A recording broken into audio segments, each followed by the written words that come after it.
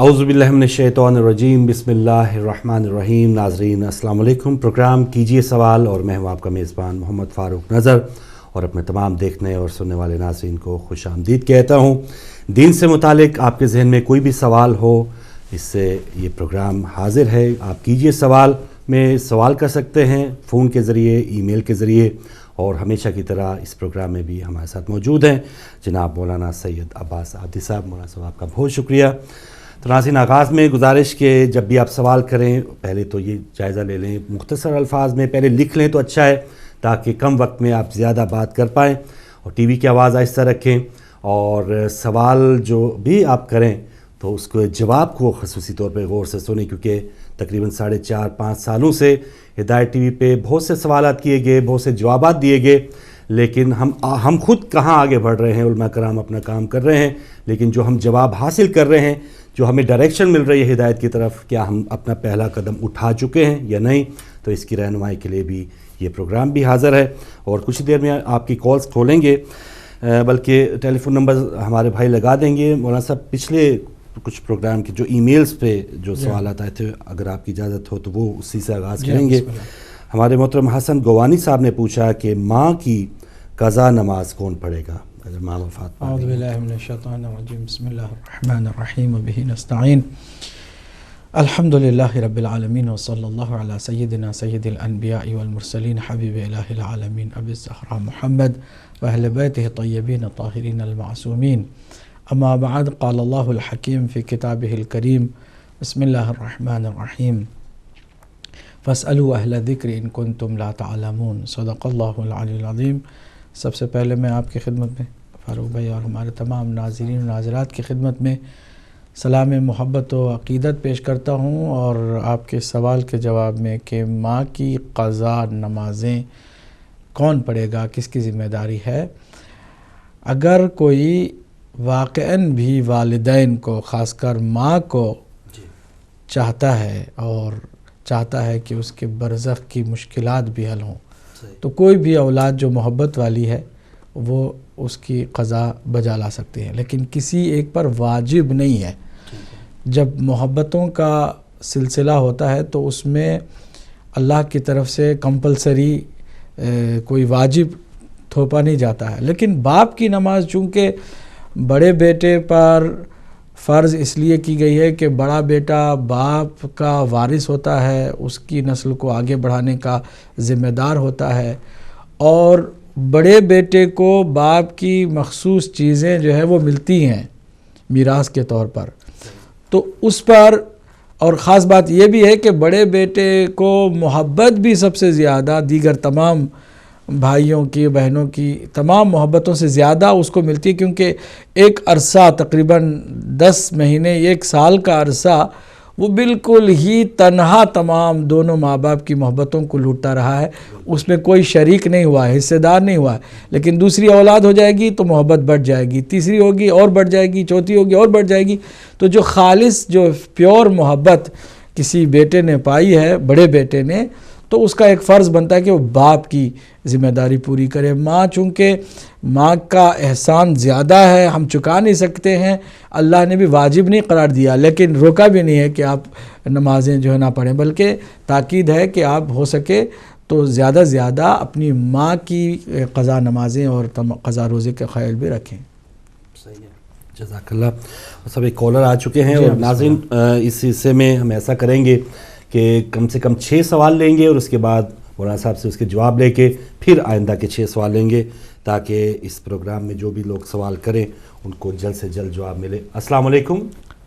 وعلیکم السلام فاروق بھائی اور مولانا صاحب کو بہت بہت سلام۔ جی قمر عباس بول رہا ہوں آپ سے۔ جی قمر عباس صاحب، بہت شکریہ۔ جی پوچھنا یہ تھا مولانا صاحب سے کہ جیسے مثلاً کوئی لنچ میں اگر آپ ٹفن اپنا ہے آپ کا، اس کو آپ مطلب کھا رہے ہیں اور کسی کو اور آپ نے انوائٹ کیا، اور کوئی دوسرا بھی ہے اور جو مطلب مسلمان نہیں ہے وہ بھی انسسٹ کر رہا ہے کھانے کے لیے، تو اگر آپ نہ کہہ دیں تو مطلب اس کے دل پہ کافی ایک یہ ہوتا ہے کہ صاحب نہیں کھایا ہمارا، یا مطلب ایک ڈسکرمنیٹ کر رہے ہیں، تو اس سچویشن میں کیا کرنا چاہیے مولانا صاحب سے؟ جی ایک یہ بتا دیں۔ جزاک اللہ قمر عباس صاحب، بہت شکریہ آپ کے سوال کا۔ آپ کا سوال میں نے نوٹ کر لیا۔ اگلے کالر اگر ہے ہمارے ساتھ تو ان کا سوال بھی شامل کریں گے. جی السلام علیکم. السلام علیکم جناب. وعلیکم السلام محترم. ہمارے ساتھ کون کہاں سے؟ یہ فاروق حسن صاحب سلام عرض کرتا ہوں اور مولانا عابد صاحب عبدی صاحب کی بھی سلام عرض کرتا ہوں. وعلیکم السلام. وعلیکم السلام. جی سہیل اٹک پنجاب پاکستان سے جی عرض کر رہا ہوں. ماشاءاللہ. جزاک اللہ جزاک اللہ. جی محترم کیا سوال پوچھنا چاہیں گے؟ جی سوال یہ ہے کہ جو شخص اہل سنت مذہب سے تعلق رکھتا ہو اسی پر وہ اپنے تمام اعمال پہلے کر چکا ہو, نمازی بھی وہی پڑھتا رہا ہو اور حج بھی کر چکا ہو اور زکوٰۃ بھی دے چکا ہو, تو آیا جب وہ شیعہ مذہب قبول کر لے تو پھر دوبارہ سے اسے حج کرنے کی بھی ضرورت ہوگی اور جو نمازی ہیں وہ پھر قضا کرے گا یا اس کے علاوہ جو ہیں سوال لیکن آپ سمجھ چکے ہوں گے؟ بالکل سمجھ آ گیا, میرا اپنا سوال ہے یہ. جی بہت شکریہ جی بہت شکریہ. اٹک سے میرے بھائی آپ شامل ہوئے, پروگرام دیکھتے رہیے گا اور مزید بلکہ اس جو بھی سوال آپ پوچھیں 4 سوال اور لیتے ہیں پھر جوابات کی طرف بڑھیں گے. اگلے کالر السلام علیکم. وعلیکم السلام سر. جی بھائی ہمارے ساتھ کون کہاں سے؟ سر جی میں لارکانہ سے بات کر رہا ہوں. جی جی رائے حسن میرا نام ہے. رائے حسن. سر ہمارا ایک سوال ہے. جی جی سر رجت کا دور کب شروع ہوگا اور رجت کی تاریخ کیا ہے؟ ٹھیک ہے بھائی.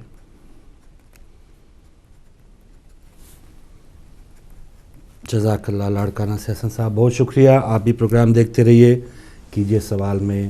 اب دیکھتے ہیں ہمارے ساتھ اگلے کالر کون ہے. اور ناظرین ساتھ ہی ساتھ آپ ای میل ایڈریس بھی دیکھ رہے ہیں, اس پر بھی آپ سوال کر سکتے ہیں. السلام علیکم. جی اب آپ لائیو ہیں. السلام علیکم. السلام علیکم مولانا صاحب. یہ ایک سوال پوچھنا تھا. جی بھائی اپنا نام پہلے بتا دیں. ایک کتاب میں پڑھ رہا تھا کہ حضرت علی, حضرت حسن اور حضرت حسین ان تینوں نے اپنے بچوں کا نام ابو بکر, عمر, عثمان رکھا ہے. ٹھیک ہے. اس کی حقیقت کیا ہے, اصل صورتحال کیا ہے, کہ رکھا ہے یا نہیں رکھا, یہی بتا. ٹھیک ہے. آپ نے اپنا نام نہیں بتایا, بہرحال چلے آپ کا سوال آ گیا. اگلے کالر ہیں ہمارے ساتھ. السلام علیکم. وعلیکم السلام فروخ بھائی اور میرے مرشد صاحب کو بھی السلام علیکم. وعلیکم السلام. وعلیکم السلام شاہ صاحب. سرکار میرا سوال کچھ شاید آپ کو عجیب لگے آج, لیکن یہ ہے کہ خم غدیر میں ہم یہ کہتے آئے ہیں اور آیت بھی موجود ہے کہ اگر رسول سرکار اعلان ولایت علی نہ کرتے تو رسالت کا کوئی کام نہ ہوتا. اگر رسالت کا کوئی کام نہ ہوتا تو اسلام بھی نہ ہوتا. اگر اسلام نہ ہوتا تو نماز, روزہ, حج, زکوٰۃ کوئی بھی اس جو عمل ہے وہ بھی نہ ہوتا. تو میرا سوال آپ سے آج یہ ہے کہ یہ تو کہا جاتا ہے, میرے پاس کم از کم 53 مجتہدین کے ہی فرمان ہیں کہ جن میں انہوں نے یہ فرمایا ہے کہ علی علیہ السلام کی گواہی دینا نماز کے لیے زینت ہے, اور نماز میں اس کا پڑھنا جو ہے یہ نماز کو معراج تک پہنچاتا ہے. کسی نے آج تک اس کو ناجائز نہیں کہا, وہ یہ کہتے ہیں کہ اس کو جز نہیں بنانا چاہیے, یہ میں سمجھتا ہوں. لیکن اگلے دن جو انٹرویو چلا تھا اس میں جو آقا نے فرمایا وہ بات میری سمجھ میں نہیں آئی. اس کی وجہ یہ ہے کہ جب وہ یہ کہہ رہے تھے تو مجھے وہ جو الزام ہم پہ لگتا ہے عبداللہ بن سبا کا, ہم شیعوں کو بنانے کا, ان کی اس بات سے مجھے وہ بات میری نظر کے سامنے آئی تھی کہ پہلے تو الزام عبداللہ بن سبا کا لگا تھا اور اب ولایت علی کا الزام ہمیں کسی اور کو کے ذریعے سے دیا جا رہا ہے کہ یہ اس نے شروع کیا ہے. حالانکہ ولایت علی تو انبیاء نے بھی اس کا اقرار کیا تو ان کو نبوتیں اور رسالتیں ملی. اس کے تھوڑا سی روشنی ڈال دیں. شکریہ. ٹھیک ہے جی, جزاک اللہ. جان شاہ صاحب لوٹن سے ایک اور سوال لیں گے پھر جوابات لیتے ہیں. السلام علیکم. جی وعلیکم السلام. فروخ بھائی کیسے ہیں آپ؟ جی الحمدللہ. بھائی ہمارے ساتھ کون کہاں سے؟ جی میں عرفان شاہ لندن سے بول رہا ہوں. السلام علیکم حضرت. وعلیکم السلام ورحمۃ اللہ. ماشاءاللہ فرمائیے. یہ سوال تھوڑا سا ہٹ کے ہے میرا. جی دوست ہے اہل سنت, ان سے بات چیت ہو رہی تھی. جی جی. تو ان کو میں نے حوالہ بتایا نکاح اور متاع کے بارے میں. وہ کہتا ہے جی وہ بند ہو گیا تھا, وہ بخاری شریف میں لکھا ہوا نا گدھے کا گوشت اور متا آپ صلی اللہ علیہ وسلم بند کر گئے تھے. میں نے کہا وہ بخاری شریف جو ہے یہ تو نبی پاک صلی اللہ علیہ وسلم کے 200 سال بعد لکھی گئی ہے. وہ شاہ عبدالعزیز جو کنگ تھے سعودی عرب کے, انہوں نے 96 بائف کی ہوئی تھی, تو وہ مسلمانوں کا وفد گیا, انہوں نے کہا بھی یہ کیا مذاق بنایا ہوا ہے, آپ صلی اللہ علیہ وسلم نے تو کہا صرف 4 بیویاں رکھ سکتے ہو, تم نے 96 رکھی ہوئی ہیں. وہ کہتا ہے جی میں نے 92 کے ساتھ متا کیا. انہوں نے کہا وہ سیدنا عمر فاروق جو تھے وہ تو اس کو حرام قرار دے گئے تھے. شاہ صاحب آپ کا سوال پہ آ رہا ہوں, جی جلدی سے. کہا وہ تو اس کو حرام قرار دے گئے تھے, تو انہوں نے کہا کہ وہ خلیفہ تھے تو میں بھی خلیفہ ہوں, انہوں نے اگر حرام کہا ہے تو میں اس کو حلال کر دیتا ہوں. تو آپ پلیز وضاحت کر کے یہ بتائیں کہ ان دونوں میں کنڈیشنز کیا ہوتی ہیں, تاکہ یہاں جو ینگ جنریشن پیدا ہو رہی ہے ان کا تو نکاح کا کانسیپٹ ہی نہیں ہے. ٹھیک ہے نا, آپ ذرا وضاحت کر کے دونوں میں فرق اور کنڈیشنز بتائیں گے. بہت بہت شکریہ, مہربانی. جزاک اللہ, بہت شکریہ شاہ صاحب, عرفان شاہ صاحب لندن سے. اور ناظرین کچھ ہی دیر میں اب مزید کالز لیں گے اور جو سوالات آئے ہیں پہلے ان کے جوابات لے لیتے ہیں.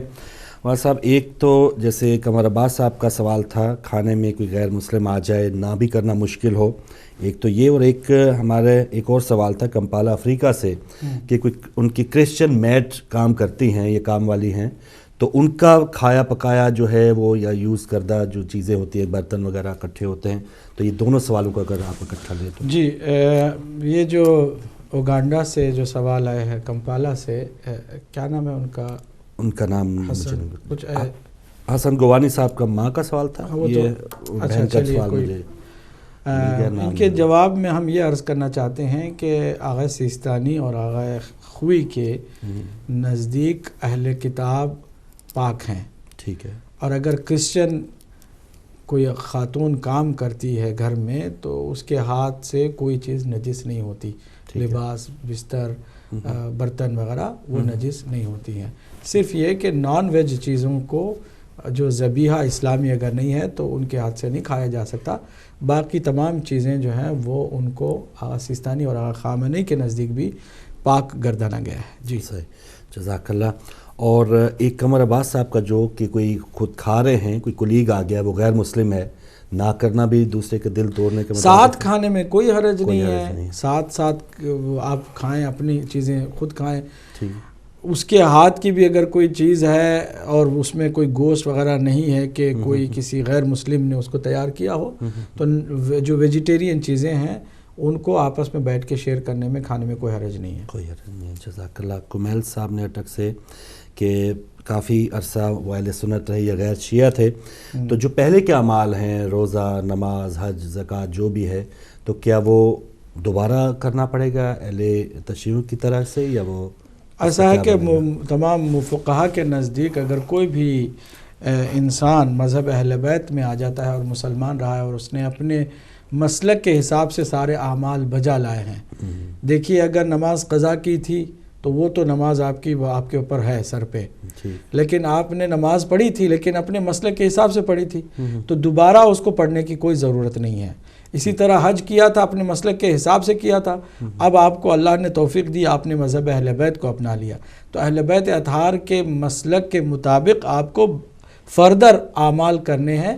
گزشتہ اعمال آپ کر چکے ہیں تو وہ اپنی جگہ پہ صحیح ہیں, آپ کو دوبارہ اسے انجام دینے کی ضرورت نہیں ہے. جزاک اللہ. حسن صاحب نے لاڑکانہ سے پوچھا کہ حجت کا دور کب شروع ہوگا, رجعت کا, اور اس کی تعریف کیا ہے؟ رجعت کہتے ہیں قیامت سے پہلے امام مہدی علیہ السلام کی اس عالمی حکومت کے آغاز, بلکہ اس سے بھی پہلے آپ کے ظہور کے بعد ایسا ہوگا کہ اللہ سبحانہ وتعالیٰ آپ کے ہاتھ میں ایک معجزہ عنایت فرمائے گا کہ وہ اللہ کے حکم سے ان لوگوں کو زندہ کریں جو تمنا رکھتے تھے امام مہدی کے لشکر میں شامل ہونے کی, اور ان لوگوں کو دوبارہ جب زندگی ملے گی تو اس کو کہا جائے گا رجعت کا, ان کو شرف حاصل ہوا, یعنی رجوع کیا گیا ہے, دوبارہ ان کو واپس دنیا میں بھیجا گیا ہے. اللہ ہی بھیجے گا, زندہ اللہ ہی کرتا ہے, لیکن وسیلہ جو ہے وہ اللہ کا ولی امام مہدی علیہ السلام ہوں گے. یہ رجعت کا معاملہ ہمارے یہاں مسلم عقیدہ ہے کہ امام مہدی علیہ السلام جب ظہور فرمائیں گے تو بہت سارے اپنے عاشقین اور مومنین کو وہ زندہ کریں گے، اور خالی ان کو ہی نہیں بلکہ جتنے بھی ظالم جن کو اس دنیا میں سزا نہیں ملی تھی ان کو بھی زندہ کیا جائے گا، تاکہ ان کو ان کے کیفر کردار تک پہنچایا جائے۔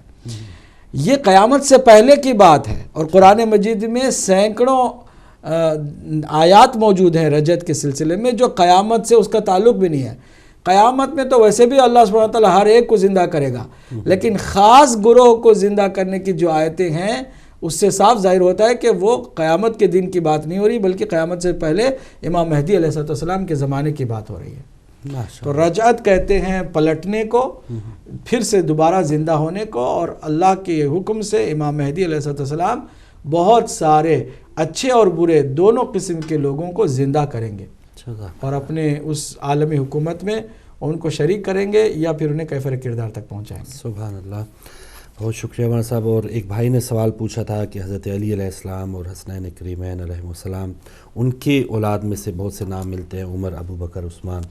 تو دیکھیں بہت سارے لوگوں کی سوئی یہاں پر آ کے اٹک جاتی ہے، وہ سمجھتے ہیں کہ نام ہیں، اگر امام علی علیہ السلام نے اپنے بچوں کے لیے نام رکھے ہیں یا امام حسن یا امام حسین نے، تو جن شخصیتوں کو مشہور کر دیا گیا ہے نا صحابہ میں سے، تو انہی کے نام پر انہوں نے نام رکھا ہے، اور اگر کوئی دشمنی ہوتی تو پھر وہ نام ان کے کیوں رکھتے۔ بات اصل میں یہ ہے کہ عرب دنیا میں پڑھنے کی ضرورت ہے، انہیں تھوڑا سا غور کرنے کی ضرورت ہے۔ عرب دنیا میں کچھ نام مشہور ہیں، اتنے مشہور نام ہیں کہ کوئی بھی کسی بھی بچے کو وہ نام چن کے رکھتا تھا، نہ یہ کہ کسی خاص شخصیت کی محبت میں ایسا ہوتا ہمارے علاقے میں ہے، برصغیر میں عمران خان نام رکھ لیا، شاہ رخ خان رکھ لیا، نہیں وہ تو چلو اس کو آئیڈیل بنا کے رکھا نا، لیکن جو عرب میں ایسا نہیں ہے۔ عرب میں کچھ نام مشہور ہیں شخصیت کو دیکھ کر نہیں۔ صحیح، مثلا حضرت عمر کے باپ نے حضرت عمر کو نام دیا تھا تو وہ نام پہلے سے اتنا مشہور تھا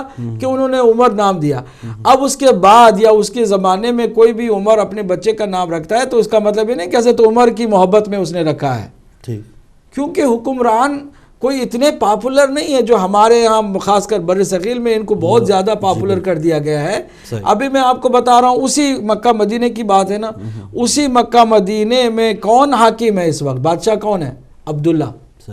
ٹھیک ہے، کتنے بچے دنیا میں پیدا ہو رہے ہیں کہ جن کے ماں باپ بچے کا نام بغیر اس سے محبت کیے، اس عبداللہ سے بغیر کوئی اپنا رشتہ یا ناتا ظاہر کیے اپنے بچے کا نام عبداللہ رکھتے، کیونکہ نام عبداللہ اتنا پیارا ہے کہ جیسے عبداللہ کے باپ نے، کنگ عبداللہ کے باپ نے اپنے بیٹے کا نام عبداللہ دیا ہے، تو کوئی بھی اپنے بچے کا نام عبداللہ دے سکتا ہے ریگارڈلیس اس سے کہ وہ کنگ سے اس کی کوئی چاہت ہے کہ نہیں ہے۔ تو نام جو پاپولر تھے وہ یہ نام تھے، مثلا کنیت ابو بکر بہت مشہور کنیت ہے، نام بھی نہیں ہے یہ مشہور کنیت ہے۔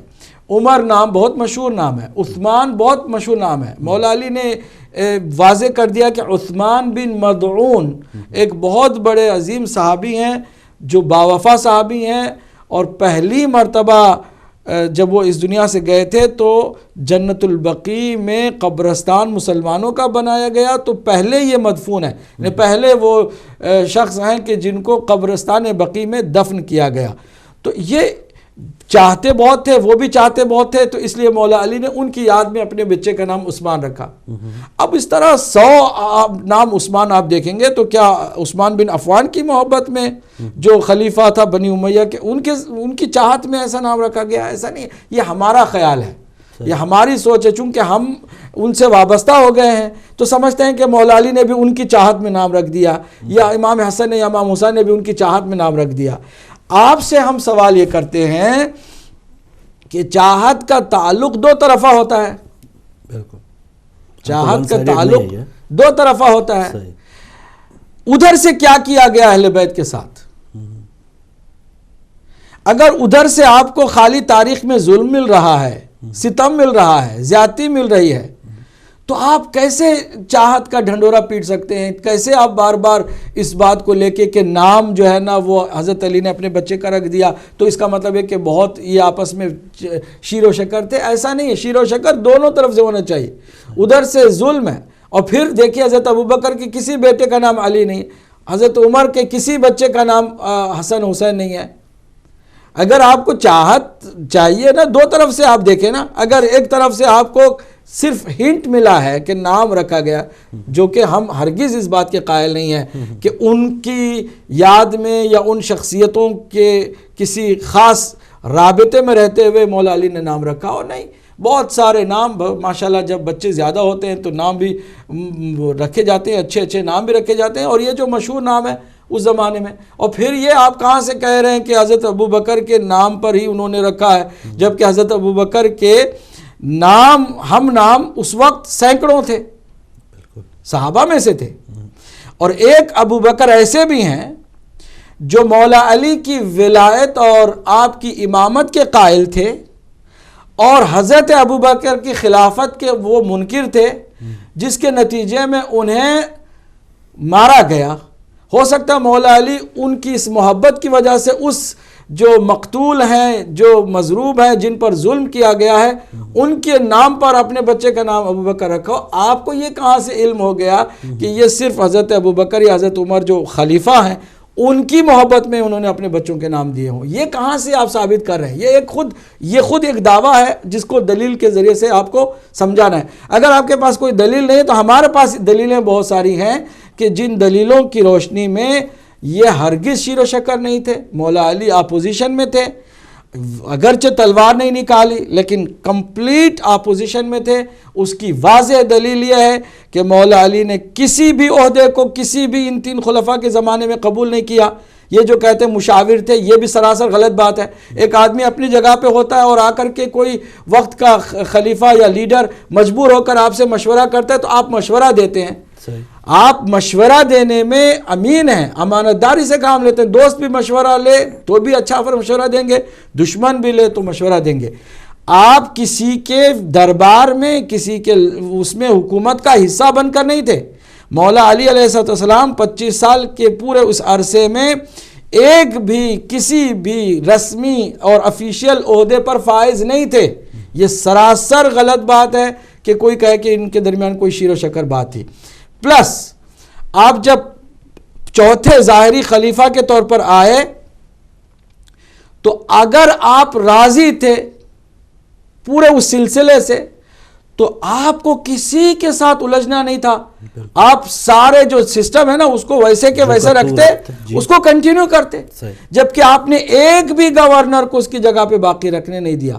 کیا کہا کہ میں اگر ایک دن کے لیے بھی ہوں تو پھر عادل ہوں اور قرآن و سنت کے مطابق ہی عمل کروں گا، کسی کی پرواہ نہیں کروں گا۔ تو پھر آپ اس سے کیا اندازہ لگا سکتے ہیں کہ وہ شیر و شکر تھے؟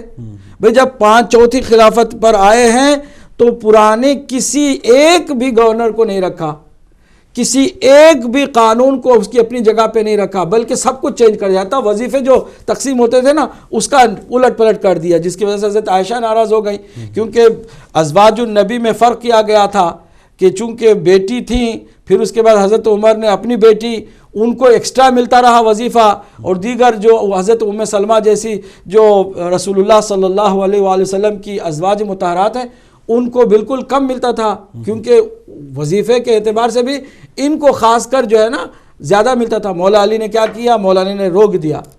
یہاں پر ایسا نہیں ہوگا کہ کوئی رشتہ داری نبھا کر کے پیسے زیادہ کسی کو دے کسی کو کم کرے، نہیں۔ میرا ایک لمحے کے لیے بھی ہوں تو میں اگر ایک چونٹی کے منہ سے بھی دانا کوئی کہے کہ علی نکال دو تو میں اس کا حق بھی چھیننے کے لیے تیار نہیں ہوں۔ تو میں انصاف کے ساتھ حکومت کروں گا، جس کی وجہ سے عائشہ بھی ناراض ہو گئی اور دیگر لوگ بھی ناراض ہو گئے۔ کہنے کا مطلب یہ ہے کہ نام رکھنے سے کوئی بھی چیز ثابت نہیں ہوتی ہے کہ ان کے درمیان کوئی پیار تھا، کوئی محبت تھی۔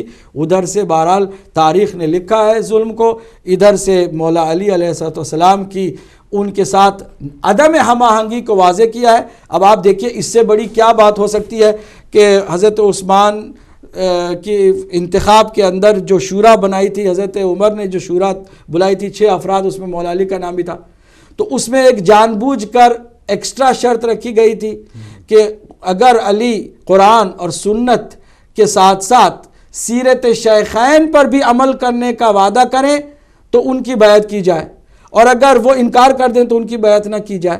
مولا علی نے پوری حکومت کو ٹھکرا دیا لیکن یہ وعدہ نہیں کیا کہ شیخین کی سیرت پر عمل کیا جائے. مولا علی نے علیہ الصلوۃ والسلام نے اسی شورا کے اندر بہت عمدہ دلیل سامنے رکھی.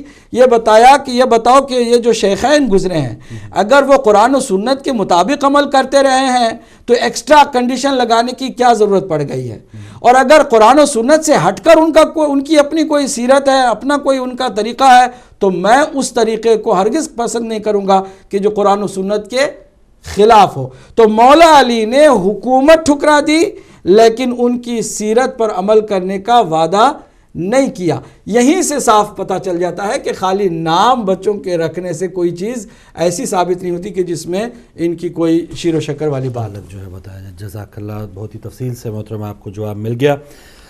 محترم جان علی شاہ صاحب نے لوٹن سے غدیر کے موقع کا حوالہ دیا ہے اور مجموعی طور پہ وہ پوچھ رہے تھے کہ ولایت علی علیہ السلام پر وہ مزید تفصیل جاننا چاہ رہے ہیں. دیکھیے مولا علی علیہ السلام کی ولایت تو نماز کا ہی نہیں بلکہ پورے ایمان کا حصہ ہے. تمام اعمال میں پورے جتنے بھی انسان اعمال بجا لائے, نماز ہے, روزہ ہے, حج ہے, زکوٰۃ ہے, امر بالمعروف ہے, نہی عن المنکر ہے, تولا تبر, تمام واجبات کے اندر روح کے طور پر جو کام کرنے والی چیز ہے وہ ہے ولایت مولا کائنات علی ابن ابی طالب علیہ السلام. اگر ولایت نہیں تو کچھ بھی نہیں, اس میں کوئی شک نہیں کہ اللہ نے بھی واضح کر دیا کہ اے حبیب اگر آپ نے یہ ولایت کا پیغام نہیں پہنچایا تو گویا آپ نے رسالت کا کام کچھ بھی انجام نہیں دیا. فما بلغتا رسالتہ, اتنی سخت تاکید ہے اس میں کوئی شک نہیں. لیکن اس کو اگر ہم زور دے کر کے صرف چاہیں کہ نماز کا یا اذان کا اس کو حصہ بنا دیں, جز بنا دیں, اس کی علماء نے بہرحال وضاحت کی ہے کہ جزء اذان بھی نہیں ہے, جزء نماز بھی اس کو قرار نہ دیا جائے, کیونکہ ایک جو روح ہے اس کو جز بنانا کوئی عقل مندی نہیں ہے. تو جز کے طور پر اس کو آپ نہ تصور کریں. ویسے فقہا کا معاملہ ہے, فقہا نے اپنے اپنے انداز میں اس کے بارے میں فتویٰ دیا ہے کہ تشہد میں آپ پڑھیں گے کہ نہیں پڑھیں گے, آپ اپنے مرجع کی طرف رجوع کریں گے اور آپ کے فقیہ اور اپنے مرجع کے فتوے کے مطابق آپ عمل کریں گے. یہ ٹوٹلی فقہی مسئلہ ہے. جہاں تک حافظ بشیر صاحب کا انٹرویو تھا, وہ ان کا اپنا, چونکہ وہ بھی اس دور کے مجتہد ہیں, انہوں نے اپنا نظریہ ظاہر کیا, اس لیے اس میں ہمیں کسی مجتہد کے فتوے پر تنقید کرنا یا اس کے ساتھ آرگیومنٹ کرنا عقل مندی نہیں ہے. یا تو پھر ہم خود بھی ان کے لیول کے مجتہد ہوں تو پھر آپ بات کریں, ورنہ میں سمجھتا ہوں کہ مجتہدین کو اپنے فتوے کے مطابق کہنے کا حق حاصل ہے. ہم اپنے مجتہد کی طرف رجوع کریں اور اپنے مجتہد کے فتوے کے مطابق عمل کریں. جزاک اللہ. اور محترم عرفان شاہ صاحب نے لندن سے پوچھا, ان کے کسی دوست نے یہ سوالات کیے تھے ان سے کہ نکاح اور نکاح متاع میں فرق کیا ہے, اس کی کیا شرائط ہیں, اور اس حوالے سے بہت سے سوالات اور بھی لوگ پوچھتے ہیں, تو اگر آپ مزید تفصیل سے بیان فرمائیں. دیکھیے اصل میں بات یہ ہے کہ میں چاہوں گا کہ تھوڑا سا ان کی خدمت میں یہ عرض کروں کہ نکاح جیسے اللہ کی جانب سے ایک مقدس رشتہ ہے, اسی طرح یہ غیر دائمی ٹیمپرری میرج, یہ نکاح ہے منقطع اسے کہتے ہیں, غیر دائمی نکاح, یہ بھی مقدس ہے. اور یہ بھی اسی طرح اس میں عربی صیغے پڑھے جائیں گے, اس میں شرائط ہیں, اس میں حق مہر ہے. صرف فرق ان دو نکاح میں یہ ہے کہ جو دائمی نکاح پڑھا جاتا ہے اس میں آپ کی ایکسپائری ڈیٹ, شادی کی ایکسپائری ڈیٹ معین نہیں ہوتی ہے, جبکہ نکاح متعہ میں ایکسپائری ڈیٹ آپ دونوں کی طرف سے طے ہوتی ہے کہ 6 مہینے کے لیے, سال کے لیے, 2 سال کے لیے, 10 سال کے لیے, 100 سال کے لیے, یا کچھ گھنٹوں کے لیے. یہ آپس میں ایک کانٹریکٹ ہے اور یہ ایک قرآنی حکم ہے. اس قرآنی حکم کو کسی حدیث کے ذریعے سے بھی آپ کاٹ نہیں سکتے ہیں, قرآن کے اندر موجود ہے اور اس کو کسی نے جو ہے چیلنج نہیں کیا ہے. کہتے ہیں کہ یہ آیت منسوخ ہو گئی. میں پوچھتا ہوں, منسوخ جس آیت کو کرنے والی کوئی آیت نازل ہوئی ہوگی نا, تو اگر کوئی آیت منسوخ ہوئی ہے تو اس منسوخ کرنے والی آیت کو ناسخ کہا جاتا ہے۔ تو آپ ہمیں بتائیں کہ ناسخ آیت کون سی ہے؟ اور مزے کی بات ہے کہ جو نکاح متعہ کے منکر ہو گئے حضرت عمر کی پیروی میں، انہوں نے ایک آیت بھی ایسی نہیں بتائی کہ جو واضح اس کے ساتھ لنک کرے اور کہے کہ ہاں جی یہ آیت منسوخ ہو گئی اس آیت کے ذریعے سے جو کہ ناسخ ہے۔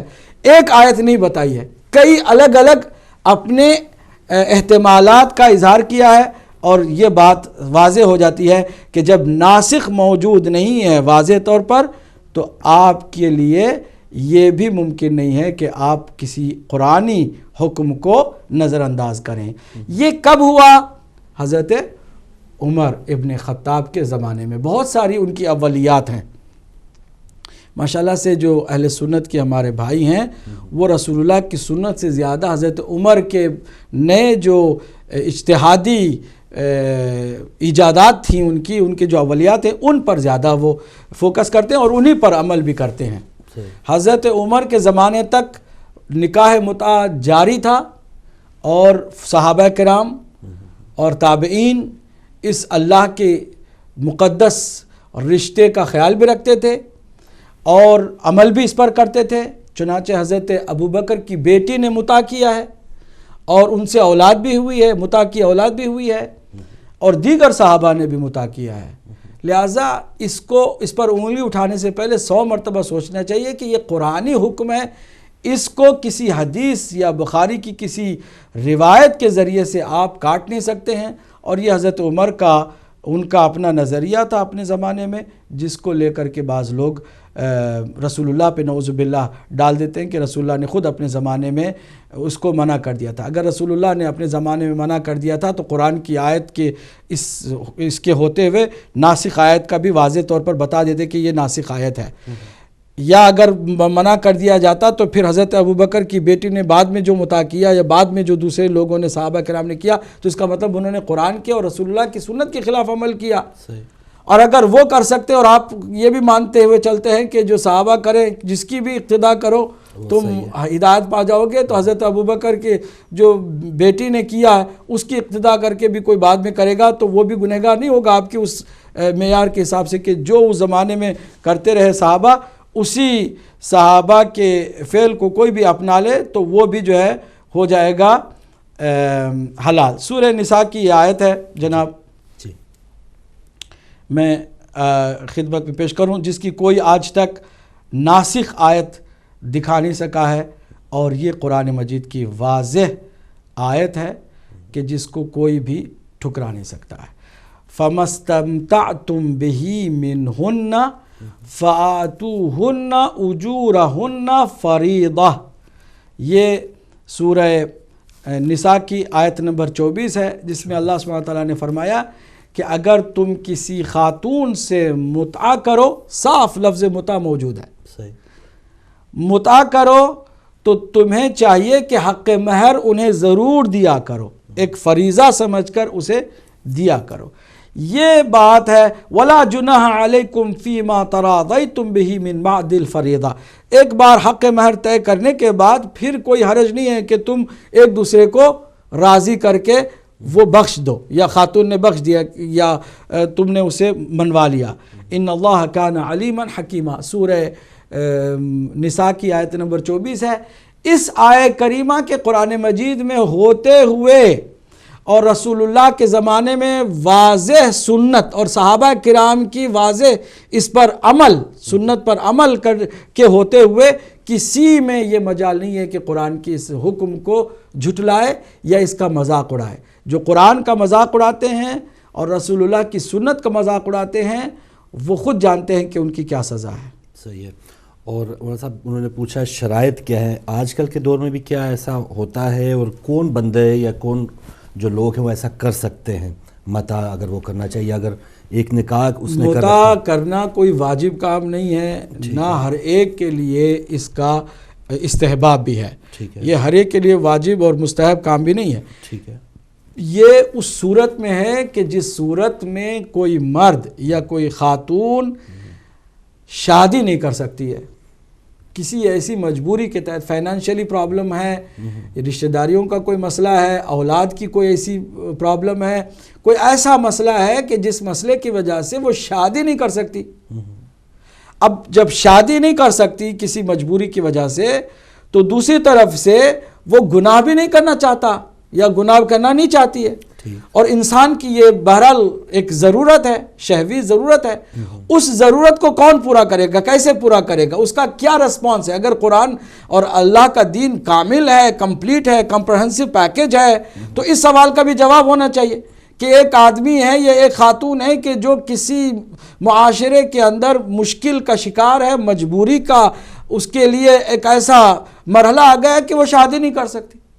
نہ اس کے لیے کوئی میسر ہے کہ جو پرماننٹ میرج کرے، نہ مرد کے لیے ایسی صورت آ رہی ہے یا کسی خاتون کے لیے بھی ایسی صورت نہیں آ رہی ہے. تو ایسی صورت میں کیا کریں؟ یا گناہ کریں یا اپنے اس طبیعت کو اور انسان کے اندر کی جو غریزہ جنسی ہے اس کو وہ کل کریں. شریعت نے اجازت نہیں دی کہ آپ اپنے آپ کو جو ہے نا اس غریزے کو قتل کر دیں. آپ کوئی ایسا انجیکشن یا کوئی ایسا آپ جو ہے آپریشن کروائیں کہ آپ کا وہ جو جنسی ضرورت ہے وہ ختم ہو جائے. یہ اسلام نے اجازت نہیں دی، کسی مسلک نے اس کی اجازت نہیں ہے. دوسری طرف سے آپ گناہ کو بھی کر نہیں سکتے ہیں اور اسلام بھی اجازت نہیں دیتا کہ آپ گناہ کریں. کسی نامحرم کی طرف آپ کا آنکھ اٹھا کے دیکھنا بھی حرام ہے.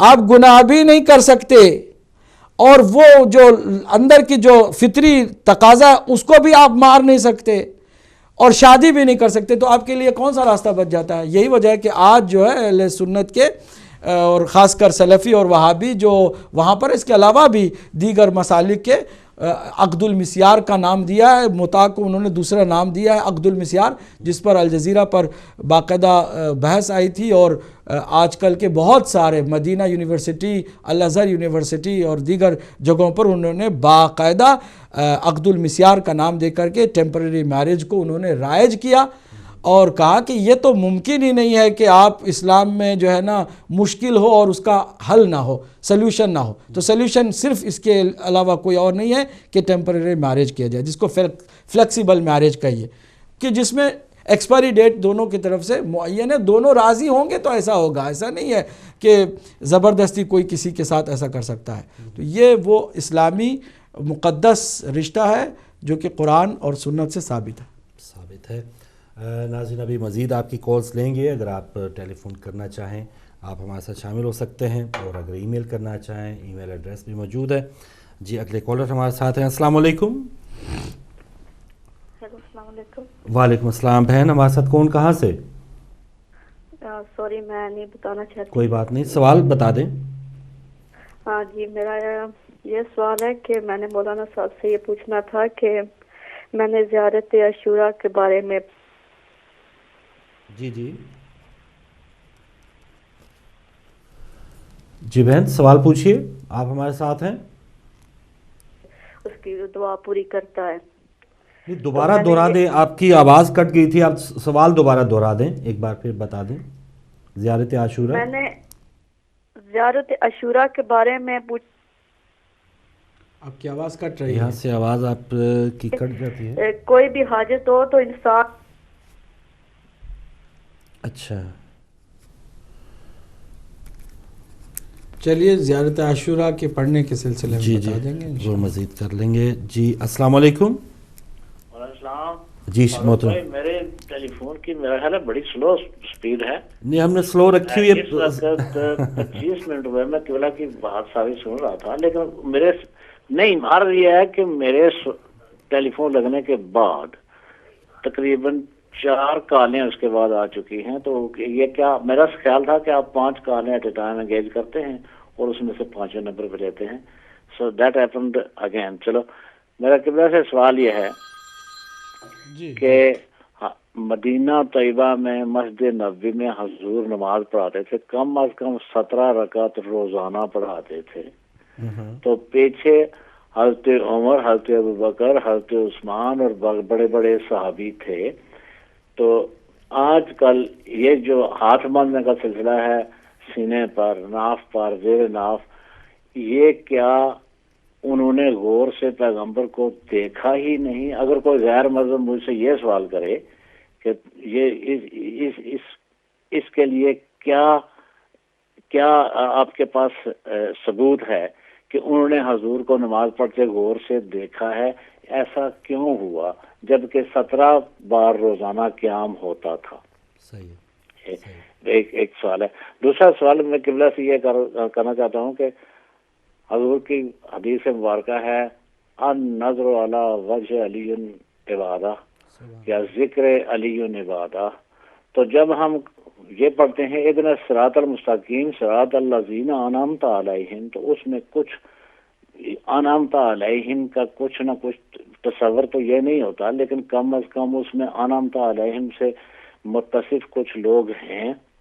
اور پھر یہ بھی نہیں کہ ذکر علی عبادہ سے مراد یہ ہے کہ جب ہم درود شریف پڑھتے ہیں تو اس میں تو علی شامل ہوتے ہیں.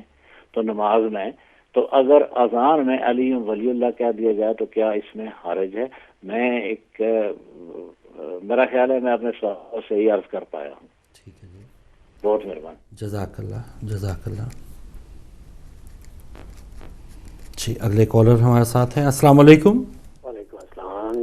جی میں لندن سے بول رہا ہوں, علی میرا نام ہے. علی صاحب جی بھائی کیا سوال پوچھیں؟ یہ ہے کہ میں نے یہاں پہ اپنا میت کو دفن ہوتے ہوئے دیکھا جی کہ باکس میں بند ہوتی ہے میت, اور اس کو ایسے گڑھا کھدا ہوتا ہے, اس میں باکس رکھ دیا جاتا ہے اور باکس کا ڈھکنا جو ہے وہ اٹھایا نہیں جاتا, اور مٹی جو ہے وہ اوپر ڈال دی جاتی ہے. حالانکہ ہمارے انڈیا پاکستان میں اگر دیکھا جائے تو قبر بنا کے مردہ جو ہے وہ اس کو زمین پہ لٹایا جاتا ہے, اس کے بعد اوپر سیمنٹ کی یا لکڑی کی سلیں جو ہیں وہ رکھنی ہوتی ہیں تاکہ جب وہ منکر نکیر آئے تو مردہ اٹھ کے بیٹھتا ہے, اس کے بیٹھنے کے لیے جگہ بنتی. لیکن یہاں انگلینڈ میں ایسا کوئی چیز میں نے نہیں دیکھی. کیا یہ جائز ہے؟ ٹھیک ہے, اس کے متعلق آپ سے اس کے اوپر آپ مزید روشنی ڈالیے گا. ٹھیک ہے محترم, بہت شکریہ علی صاحب لندن سے, آپ نے سوال کیا, بہت ہی اہم سوال ہے, اور اگلے کالر سے بات کریں گے. السلام علیکم. جی بھائی ہمارے ساتھ کون, کہاں سے؟ تھوڑا سا اونچا بولیے بھائی, آپ کی آواز نہیں. شبیر بات کر رہا ہوں لندن سے. جی شبیر صاحب, جی سوال پوچھیے بھائی. مجھے یہ پوچھنا تھا مولانا صاحب سے کہ یہ جو آج کل ٹوائلٹریز بناتے ہیں, پرفیوم یا کریم یا دوسری جو میڈیکیشن کریم ہوتی ہے, اس میں جو الکوہول ہوتا ہے, تو یہ بتایا جاتا ہے کہ جو یہ انڈسٹریل قسم کا الکوہول ہوتا ہے, اور وہ دوسرا جو الکوہول ہوتا ہے جو نجیس ہوتا ہے, جو اس میں وائن میں اس میں استعمال ہوتا ہے. تو یہ الکوہول جو ہوتا ہے یہ طاہر ہے, اگر جو یہ استعمال کرے اس کے ساتھ وضو کر سکتے ہیں کہ وضو کے بعد میں اس کو اپلائی کر سکتے ہیں, اور اس کا کیا آنسر ہے؟ آپ کا سوال آگے جی. ٹھیک ہے شبیر صاحب لندن سے, آپ کا سوال میں نے نوٹ کر لیا ہے. جی اگلے کالر ہیں ہمارے ساتھ. السلام علیکم. وعلیکم السلام ورحمۃ اللہ وبرکاتہ. جی محترم محسن صاحب کو بھی السلام علیکم دوبارہ. سرکار صرف ایک منٹ کے معذرت کے ساتھ, سرکار ایک آیت وہ بتاتے ہیں جو مطاع کی آیت کو منسوخ کرتی ہے, وہ سورہ مومنین کی آیت نمبر 6 بولتے ہیں. لیکن لطف کی بات یہ ہے کہ سورہ مومنین تو مکیہ ہے, تو اس کا مقصد سورہ نساء مدینے میں نازل ہوئی, تو اس کا مقصد یہ ہے کہ متاع کا حکم آنے سے پہلے ہی منسوخ ہو گیا. یہ تو ایک عجیب سی بات ہے. اور دوسرا سوال جو یہ بار بار آتا ہے ہمارے پاس کہ حضرت علیہ السلام نے آپ نے بیٹوں کے نام ان کے ناموں پہ رکھے تھے, تو میں ان سے یہ ایک سوال کرنا چاہتا ہوں کہ حدیث نجوم ابن تیمیہ نے بھی کہا ہے کہ یہ حدیث جھوٹی ہے, اس میں کوئی سچ نہیں ہے. اس کو بھی لوگ سچ مانتے ہیں, جس کو ان کے اپنے جھوٹا کہتے ہیں. اور پھر جب آیت تطہیر موجود ہے کہ کوئی رجس سرکار کے نزدیک نہیں جا سکتا, اور جادو جیسا رجس جو ہے وہ رسول اللہ پر اثر انداز کر لیتے ہیں قرآن کے برعکس, تو یہ تو تاریخ کے واقعات ہیں, ان میں سچائی کہاں سے آ گئی؟ شکریہ. بہت شکریہ. جی ایک کال اور لے لیتے ہیں, ایک سوال اور لے لیتے ہیں. السلام علیکم. السلام علیکم جی. وعلیکم السلام بھائی, ہمارے ساتھ کون, کہاں سے؟ بھائی میں یو ایس اے سے بول رہا ہوں, نیو یارک سے. جی بھائی اپنا نام, کون سا بول رہے ہیں؟ اپنا نام نہیں بتائیں گے, آپ لائیو ہیں بھائی اس وقت. अच्छा भाई, मेरी ये रिक्वेस्ट है कि हमारे न्यूयॉर्क में नहीं आ रहे आज़ाद टीवी।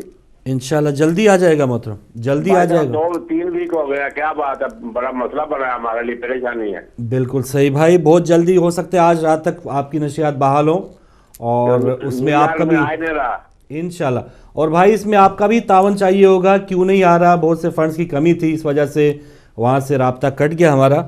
तो मैं तकरीबन 1 घंटे से ट्राई कर रहा हूँ, मेरे भाई नाराज नहीं होना, मुझे तो बहुत हम देखते हैं उसको बहुत शौक से। अच्छा, तो अभी आ नहीं रहा, बड़ी परेशानी है, 3 वीक से ऐसा है। नहीं जल्दी इंशाल्लाह होगा। कुछ सवाल तो नहीं आपका दीन से मुताल्लिक? मेरा सवाल नहीं है भाई, मैं तो टेलीफोन पे टीवी देख नहीं रहा, टीवी आ नहीं रहा। तो अच्छा, वैसे इंटरनेट पे आप देख सकते हैं भाई, आप हमारी वेबसाइट पे जाएं, आप इंटरनेट पे हिदायत टीवी देख सकते हैं और जादू बॉक्स पे भी बहुत जल्द आ जाएगा। चलें, कोई और सवाल वाला हमारा कोई कॉलर है तो अगर क्यू में था। अस्सलाम वालेकुम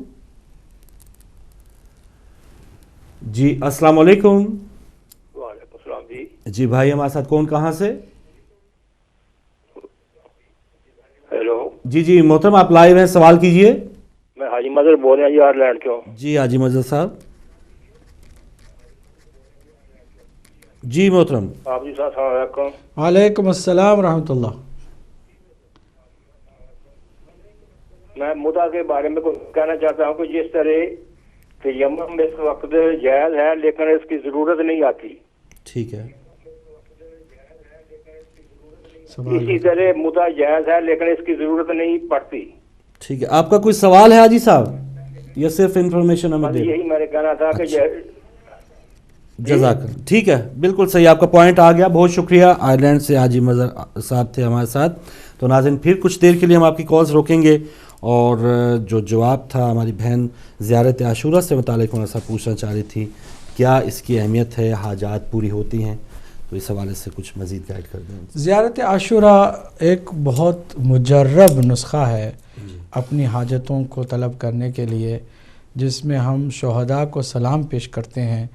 इमाम हुसैन सैयदुश्शुहदा अलैहिस्सलातु वस्सलाम के साथ जो रफ़क़ा इमाम थे करबला में जो शहीद हुए, उनको हम सलाम पेश करते हैं, उनसे अपनी मोहब्बत व अक़ीदत और इरादत और अपने राबिते का उसमें भरपूर इज़हार करते हैं और उनके कातिलों, ज़ालिमों और उनके दुश्मनों से बेज़ारगी का इज़हार करते हैं और उसके बाद अल्लाह की बारगाह में हम दुआ करते हैं। तो ये एक बहुत ही मुजर्रब नुस्खा है। जब कोई परेशान हाल हो और किसी दुश्मन का उसे सामना करना पड़ रहा हो या कोई ऐसी हाजत उसे दरकार हो, तो फिर ये ज़ियारत आशूरा पढ़े 2 रकात नमाज के साथ हदिया ज़ियारत आशूरा, फिर उसके बाद अपनी हाजत तलब करे। अल्लाह सुब्हानहू व तआला इस ज़ियारत के सदक़े में उनकी दुआएं कबूल करेगा इंशाअल्लाह। माशाअल्लाह। अच्छा, शाह साहब के सवालात थे, एक शिकायत भी थी। पहले तो एज ए फाउंडर डायरेक्टर आपसे पूछूंगा, किसी भी कॉलर के लिए आपने कोई ऐसी ख़ास कंट्रोल रूम वालों को कोई हिदायत? नहीं, कोई नहीं, हमारे यहाँ आज़ाद है, आज़ाद है, कॉल नहीं लेनी, नहीं आज़ाद है। वो इंतज़ार, मैं यही कहूँगा कि हमारे बुज़ुर्ग हैं, इनको हुस्न ज़न से काम लेना चाहिए। यहाँ पर हमारा सिलसिला सबके लिए आज़ाद रखा है, किसी को कोई किसी तरह की कोई पाबंदी नहीं है। अलबत्ता चूँकि अभी ये 5-5 के जो हमने अभी शुरू किया है, इसमें किसी को शायद वेट करना पड़े और शायद उससे पहले कोई और कॉलर हो और आपको उसका अंदाज़ा ना हो, आप समझें कि शायद उनको हमने अवलियत दे दी है। ऐसा कुछ नहीं है। एक बहरहाल हिदायत टीवी आज़ाद प्लेटफार्म है जिस पर हर कोई अपनी बात हो सकता है, बात कर सकता है। जज़ाकल्लाह। तो शाह साहब आपके सवाल की तरफ आते हैं। उनका सवाल था कि नबी करीम सल्लल्लाहु अलैहि वसल्लम रोज़ाना मदीना पाक में बाजमात नमाज अदा करते थे, किस तरह करते थे? सहाबा कराम के ऊपर हुज्जत नमाज हुजूर सल्लल्लाहु अलैहि वसल्लम की ऐसे तमाम की है कि आपने ना तन्हा नमाज प्रैक्टिकली पढ़ के बताई है। एक तो होता है ना कि जब सामने खड़े हो जाते हैं तो पीछे लोगों को पता नहीं चलता कि अगले वाला क्या किस तरह के हरकत करता है। अल्लाह के नबी ने तालीम नमाज की दी, कहा सल्लु कमा रअयतुमूनी उसल्ली, नमाज बिल्कुल वैसे ही पढ़ो जैसे तुम मुझे पढ़ते हुए देख रहे हो। यानी नमाज प्रैक्टिकली पढ़ के तमाम सहाबा को बताया, किसी भी लिहाज से कोई भी। और दिलचस्प बात यह है फ़ारूक भाई, मैं कई बार गुज़श्ता साल भी माह रमज़ान के प्रोग्राम में कह चुका हूँ, ابھی بھی میں دہرا رہا ہوں، دلچسپ بات یہ ہے کہ ہاتھ پر ہاتھ رکھنے کو نماز کے اندر پورے صحیح ستہ کے اندر ایک بھی واضح حدیث موجود نہیں ہے، ایک بھی واضح حدیث کہ کہاں پر ہاتھ کس طرح رکھا جائے، ایک بھی واضح حدیث نہیں ہے۔ اور چونکہ یہ نہیں ہے اس لیے جو اہل سنت کے حضور کے بعد 100 سال کے بعد جو فقہاء آئے ہیں، امام آئے ہیں، مالکی، حنبلی، شافعی اور حنفی، ہر ایک نے الگ الگ اس کے سلسلے میں جواب دیا ہے۔ مجموعی طور پر چاروں میں سے کسی ایک نے بھی نہیں کہا کہ ہاتھ باندھنا نماز میں واجب ہے، یہ کسی نے نہیں کہا۔ یہاں سے ہم واضح کر رہے ہیں بات کو۔ بعض لوگ جو ہے ضدی ہے نا کہ نہیں بھئی مجھے سننی ہے تو مجھے وہ ہاتھ باندھ کے ہی نماز پڑھنا ہے۔ بھئی کسی بھی فقہ کے کسی بھی امام نے ہاتھ باندھ کے نماز پڑھنے کو واجب نہیں بتایا ہے۔ انفیکٹ اس میں امام مالک ہیں جو کہتے ہیں ہاتھ باندھ کے نماز نہیں پڑھنی چاہیے، کیونکہ رسول اللہ کے زمانے میں کوئی ہاتھ باندھ کے نماز رسول اللہ نے نہیں پڑھی۔ 2 حدیثیں ہیں جو صحیح ستہ میں موجود ہیں جس میں پوری نماز کے ارکان بتائے گئے ہیں، اس میں ہاتھ باندھنے کا ذکر تک نہیں ہے۔ ماشاءاللہ 2 حدیثیں صحیح نماز کے ارکان اس میں بتائے گئے ہیں، معمولی حتیٰ اس کے اندر جو مکروہ کیا چیز ہے، مستحب کیا چیز ہے وہ بھی اس میں موجود ہے، لیکن ہاتھ باندھنے کا کہیں ذکر ہی موجود نہیں ہے۔ اور امام مالک کا یہی کہنا تھا کہ ان سے پوچھا گیا کہ آپ نے یہ فتویٰ کیوں دیا کہ نماز میں ہاتھ باندھنا نہیں چاہیے؟ فرمایا اس لیے کہ میں نے جب سے ہوش سنبھالا ہے جو اصل مدینے میں حضرت پیغمبر اکرم صلی اللہ علیہ وآلہ وسلم کی سنت پر قائم جو صحابہ کرام ان کے بعد تابعین ہیں، میں نے کسی کو ہاتھ باندھ کے نماز پڑھتے ہوئے نہیں دیکھا۔ یہ ایک اس کا آغاز کہاں سے ہوا؟ جی آغاز کہاں سے ہوا، بہت عمدہ سوال۔ میں نے جیسے کہ اس سے پہلے بھی عرض کیا، حضرت عمر ایک ایسی اثر انداز شخصیت ہیں کہ اہل سنت کے یہاں کہا جاتا ہے رسول اللہ کی سنت پر عمل ہو رہا ہے، جبکہ حضرت عمر کی سیرت کو پسند کیا گیا ہے اور اس کو رائج کیا گیا، چونکہ تقریباً 10 سال ان کی حکومت بھی رہی ہے۔ اس کے بعد دوسرے لوگوں نے اس کو مزید اسے اپنایا تو یہ مشہور کر دیا، ورنہ جو اللہ کے نبی کے جو آل ہے ان میں سے کسی ایک نے بھی کبھی ہاتھ باندھ کے نماز نہیں پڑھی۔ تو حضرت عمر نے جب دیکھا کہ ایران پر فتح پانے کے بعد جو عجمی قیدی لائے گئے تھے، جو اسیر آئے تھے، وہ ہاتھ باندھ کے سامنے ان کے کھڑے ہو گئے، تو یہ ادا انہیں بہت پسند آئی کہ دیکھو یہ قیدی کس طرح ہاتھ پر ہاتھ باندھ کے کھڑے ہوئے ہیں، اور یہ تعظیم کا اچھا انداز ہے، میں اب اللہ کی بارگاہ میں بھی ایسے ہی کھڑا ہو جاؤں گا جیسے یہ قیدی کھڑے ہوئے ہیں۔ ان کی اپنی اجتہاد ہے، ان کا اپنا نظریہ، انہوں نے نماز میں رسول اللہ کی نماز میں اپنی طرف سے اس چیز کا اضافہ کیا، ہاتھ پر ہاتھ باندھ کے نماز انہوں نے شروع کیا۔ صحابہ نے جو ان کے ساتھ تھے، بہرحال حکومت کے ساتھ اکثر رہا کرتے ہیں، اور دنیا کا یہ دستور ہے کہ حکومت جو ہے نا وہ لوگوں کا مذہب جو ہے وہ بادشاہ کے مذہب کے اوپر ہوتا ہے، حکومت کرنے والوں کے مذہب کے اوپر ہوتا ہے۔ آہستہ آہستہ انہوں نے ہاتھ باندھ کے نماز پڑھنا شروع کیا۔ یہ آغاز ہے حضرت عمر کے زمانے سے کہ جب آپ نے اس سلسلے کو شروع کیا، ورنہ احادیث کی روشنی میں ایک سنگل حدیث پورے صحیح ستہ میں موجود نہیں ہے جو کہ واضح ہاتھ باندھنے کا ذکر کر سکے، بلکہ جو حدیث نماز کی تعلیمات میں اس میں کہیں بھی ہاتھ باندھنے کا ذکر موجود نہیں ہے۔ اور ہمارے لیے تو مسئلہ اتنا واضح ہے کہ ہم تو نبی مکرم کی سنت کو، شریعت کو، فقہ کو، اصول و فروع کو صرف اور صرف ان کے گھر والوں سے لیتے ہیں، کسی اور سے ہم بالکل لیتے ہی نہیں ہیں۔ اسی لیے ہم مطمئن ہیں کہ ہاتھ کھول کے نماز پڑھنا ہی صحیح ہے، اور ہاتھ باندھنے سے نماز باطل ہو جاتی ہے۔ جزاک اللہ۔ اور یعنی جب دور خلافت حضرت مولا علی علیہ السلام کو جو ظاہری خلافت کا دور ہے اس کھول میں کے نماز پڑھی ہے، اور صحیح بخاری میں موجود ہے، کتاب الصلاۃ میں جا کے دیکھ لیں، اور اس کے علاوہ 3 اور جگہ پر ہے کہ صحابہ کرام نے مولا علی کو نماز چوتھی خلافت کے 25 سال کے بعد پڑھتے ہوئے دیکھا تو کہا ایک دوسرے سے کہ ہمیں علی علیہ السلام نے رسول اللہ کی نماز یاد دلا دی. یہ صحیح بخاری میں موجود ہے, صحیح مسلم میں بھی ہے, دیگر صاحب, لیکن بخاری بہت زیادہ بولا جاتا ہے نا, تو میں اس لیے وہ حوالہ دے رہا ہوں کہ مولا علی کی جب ظاہری خلافت ہوئی تھی تو نماز یاد دلائی ہے تمام لوگوں کو. آج ہم نے ویسے ہی نماز پڑھی جیسے رسول اللہ کے زمانے میں ہوتی تھی. تو مطلب کیا تھا؟ مطلب یہ تھا کہ 25 سال میں نماز بھی اپنی اصلی حالت پر باقی نہیں رہ سکی. پھر مولا علی نے رسول اللہ کی نماز کو یاد دلایا. جی سبحان اللہ, بہت شکریہ.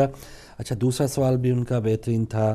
انعمت علیہم سے کچھ ایسے لوگوں کا ذکر کہ جن پہ نعمت ہے اللہ تعالیٰ کی, مولا علی علیہ السلام کے فضائل کے دیکھنا عبادت, ذکر کرنا عبادت, تو اذان میں ولایت علی سے متعلق جو ہیں وہ لوگ کیوں اظہار کرنا؟ دیکھیں اذان ایک اناؤنسمنٹ ہے, سلوگن کو آپ جو ہے نا ڈکلیئر کرتے ہیں. اذان کا مطلب کیا ہے؟ کالنگ فار نماز, نماز کی طرف بلانا ہے. وہ اس کے مختلف شعار ہیں, مختلف اس کے نعرے سمجھے سلوگنز ہیں. اس میں اگر مولا علی کے ولایت کا بھی آپ اعلان کرتے ہیں تو اس میں کسی مرجع نے منع نہیں کیا ہے, اور اس کو تو جزء ایمان بتایا ہے کہ ایمان کا حصہ ہے کہ مولا علی علیہ السلام کی ولایت کا بھی آپ اس میں اقرار کریں اور گواہی دیں. لیکن جیسے آپ پہلے فرما رہے تھے کہ اذان کا جز نہیں ہے, جو لوگ کہتے ہیں اس لیے نہیں ہے کہ یہ روح ہے تمام عبادتوں کی. صحیح ہے. اب ایک چیز روح ہو, اسے ہم چھوٹا کر کے فروع دین میں سے اذان وہ ایک مستحب چیز ہے, اس کے اندر اس کا جز قرار دے دیں اور کہیں کہ بھئی اس کا جز ہے. ایسا نہیں ہے, یہ ایک ایسی روح ہے کہ جو ہر جگہ ہے تو وہ عبادت قبول ہے, ورنہ نہیں ہے. واہ واہ واہ. اچھا, علی صاحب نے لندن سے پوچھا کہ عموماً جو میتیں یا ادھر UK یورپ کی بات کی, دفن جب کی جاتی ہے تو باکسز بنے ہیں لکڑی کے, اور انہیں سمیت ہی ڈبہ بندی ہوتا ہے, باکس بند ہوتا ہے, مٹی اوپر ڈال دی جاتی ہے اور دفن کر دیا جاتا ہے. شرعاً اس میں کوئی ممانعت نہیں ہے. شریعت میں یہ ہے کہ آپ درندوں سے بچا کر کے زمین میں اس کو اس طرح چھپائیں کہ لاش کی بے حرمتی نہ ہو اور وہ مٹی میں چھپ جائے. اب وہ کسی طرح سے بھی ہو, شریعت نے تفصیل نہیں بتائی, لیکن مٹی کا اس کے ساتھ رابطہ قائم کرنا ضروری ہے. اسی لیے کچھ مٹی جو ہے اس کے رخسار کے نیچے رکھ دی جاتی ہے جو باکس کے اندر وہ ہے, مردہ ہے. تو اس میں شریعت کے اندر کوئی اس میں ممانعت بھی نہیں ہے, کوئی خرابی بھی نہیں ہے. صحیح ہے. اچھا, شبیر صاحب نے لندن سے اور وہ معذرت وہ جو انہوں نے فرمایا کہ 2 لکڑی کے ٹکڑے دیے جاتے ہیں کہ جب نکیر و منکر آئیں گے تو یہ اٹھ کر بیٹھ سکیں, ایسی کوئی ان کو بیٹھنے کے لیے لکڑیوں کی ضرورت نہیں ہوگی. یہ ہم نے اپنے حساب سے کچھ چیزیں جو ہے نا اپنی طرف سے ہمیں گنجائش بنانے کی ضرورت نہیں ہے. نہیں, کوئی ایسی نہیں ہے. کوئی ایسا روح سے سوال جواب ہوں گے. جسم اس کا اگر زندہ بھی ہوتا ہے تو اس کے لیے کوئی مشکل نہیں ہے کہ جب ایک آدمی مرنے کے بعد زندہ ہو سکتا ہے تو پھر وہ بیٹھ بھی سکتا ہے آرام سے, اس کو کسی لکڑی کے سہارے کی, عصے کے سہارے کی ضرورت بھی نہیں ہے. واہ واہ. مگر سب قبر کی بات ہوئی ہے, قبر میں سب سے جو ایک ہمارا سرمایہ ہوگا, کام آنے والی جو عمل ہے کہہ لیں, وہ کیا ہوگا؟ قبر کا ذکر ہوا تو یاد ہونا. قبر میں وہ لوگ زیادہ مطمئن ہوں گے اور قبر کے فشار سے محفوظ رہیں گے کہ جن کے عقائد صحیح ہوں اور واجبات انہوں نے پورے انجام دیے ہوں اور کسی کو نہ ستایا ہو, کسی کا دل توڑا نہ ہو, کسی کو اپنی زبان سے تکلیف نہ پہنچائی ہو. ایسے لوگ قبر میں بہت زیادہ امان میں رہیں گے, سکون میں رہیں گے. تو ناظرین, کوشش یہی ہونی چاہیے دل آزاری کسی کی بھی نہ ہو. ہمارا تو صبح سے شام تک یہ سلسلہ ہوتا ہے کہ بس کسی نہ کسی انداز سے اپنا مفاد دیکھنا ہے, دوسرا جو بھی کرتا رہے, لیکن کوشش یہی ہونی چاہیے کہ زندگی کے بعد بھی جو زندگی ہے اس کا بھی خیال کرنا ہے. بہت شکریہ مولانا صاحب. شبیر صاحب نے لندن سے پرفیومز کا پوچھا, کریم, اور بتایا جاتا ہے کہ ایک الکوہل جو ہے وہ جائز ہے اور دوسرا جو وائن والا ہے وہ ناجائز ہے. تو کیا کریم وغیرہ یا پرفیوم یا دوائیوں میں جو یوز ہوتا ہے وہ جائز ہے؟ انڈسٹریل الکوہل کو آیت اللہ العظمہ خوی, آیت اللہ العظمہ سیستانی اور آیت اللہ العظمہ خامنئی اور دیگر موجودہ اس وقت کے مراجع اعظام سوائے حافظ بشری کے باقی سب نے اس کو انڈسٹریل الکوہل کو جائز قرار دیا ہے اور اس کے استعمال کو پاک اور طاہر بتایا ہے. بالکل صحیح. اور شاہ صاحب نے لوٹن سے بھی اس سوال کا ہی مزید تھوڑا سا تبصرہ کیا, اور حاجی مظہر صاحب نے بھی نکاح مطاع کو تیمم کی طرح ایک ایسا بتایا کہ ضروری نہیں, ضرورت نہیں ہے, بلکہ وہ ایک الٹرنیٹیو آبجیکٹ ہے. ٹھیک ہے. اور عمر صاحب اگر آپ کے پاس کوئی ای میل ہے تو وہ اتنی دیر میں اس کا جواب, اور ناظرین آپ کی کالز ہم دوبارہ اپنے بھائی سے کہیں گے ریسیو کریں. کوئی مزید سوالات آپ کے ذہن میں ہیں تو ضرور پوچھیے, اور بہت ہی اچھا موقع ہے ہمارے پاس ہدایت ٹی وی کا کہ جو بھی سوالات ہوں ذہن میں, سوال کو کوئی حقیر نہ سمجھیے, چھوٹا نہ سمجھیے, جو بھی ہے سوال اپنا نام بتانا چاہیں تب بھی نہ بھی بتائیں تو آپ اپنی رہنمائی کے لیے یہ پوچھ سکتے ہیں. اگلے کالر السلام علیکم. السلام علیکم. جی وعلیکم السلام. جی میں لندن سے مسز نقوی بول رہی ہوں. مجھے یہ جو عبد القادر جیلانی ہے ان کے بارے میں معلومات حاصل کرنی تھی کہ شیعہ قوم کے ساتھ کیا اختلاف ہے, وہ کیوں نہیں مانتے, اور جبکہ ہمارے سنی بھائی کہتے ہیں کہ ان کا شجرہ نسب مولا علی علیہ السلام سے جا کے ملتا ہے. اور کل میں ایک چینل پہ دیکھ رہی تھی کہ ان کا شجرہ دکھا رہے تھے اور وہ حسن بصری تک جاتا ہے اور پھر مولا علی سے کنیکٹ کر دیتے ہیں. تو حسن بصری کی کیا, وہ کون ہیں, ذرا پلیز اس پہ تھوڑی سی روشنی ڈال دیں تو ہماری معلومات میں اضافہ ہو جائے گا. بہت شکریہ, خدا حافظ. بہت شکریہ مسز نقوی لندن سے آپ کی کال کا, اور آپ کا سوال میں نے نوٹ کر لیا ہے. اگر اگلے کالر ہیں ہمارے ساتھ. السلام علیکم. وعلیکم السلام. جی بہن اپنا نام بتانا چاہیں گی؟ مسز عباس. جی بہن کیا سوال ہے؟ جی میں مسز عباس بول رہی ہوں مانچسٹر سے. جی جی السلام علیکم. وعلیکم السلام. میری ایک دوست ہے جو فقہ حنفی سے تعلق رکھتی ہے جی, اور وہ یہ کہتی ہیں کہ جو لوگ یہ آپ لوگ جو نظر نیاز دیتے ہیں میلاد وغیرہ مناتے ہیں یہ بدعت ہے. اور اس کا سوال یہ ہے کہ اگر صحیح ہے تو قرآن و سنت سے ثابت کریں, اور یہ بتائیں کہ کیا رسول اللہ کے زمانے میں نظر نیاز کا رواج تھا اور آپ کی حیات میں آپ کا یوم ولادت منایا گیا تھا. اس کے بارے میں پلیز مجھے تھوڑی گائیڈ کر دیں. ٹھیک ہے, بہت شکریہ مسز عباس مانچسٹر سے, اور آپ کے سوال بھی میں نے نوٹ کر لیے ہیں. اگلے کالر السلام علیکم. السلام علیکم. السلام علیکم جناب. وعلیکم السلام. بھائی ہمارے ساتھ کون, کہاں سے؟ سید عالم صاحب ہنگو پاکستان سے بات کر رہا ہوں. جی ہنگو سے ہمارے بھائی. جی بھائی کیا سوال پوچھنا چاہیں گے؟ ہم یہ قرآن کی ہدایت ہے نا, وَلَقَدْ آتَيْنَاكَ سَبْعًا مِنَ الْمَثَانِي وَالْقُرْآنِ الْعَظِيمِ.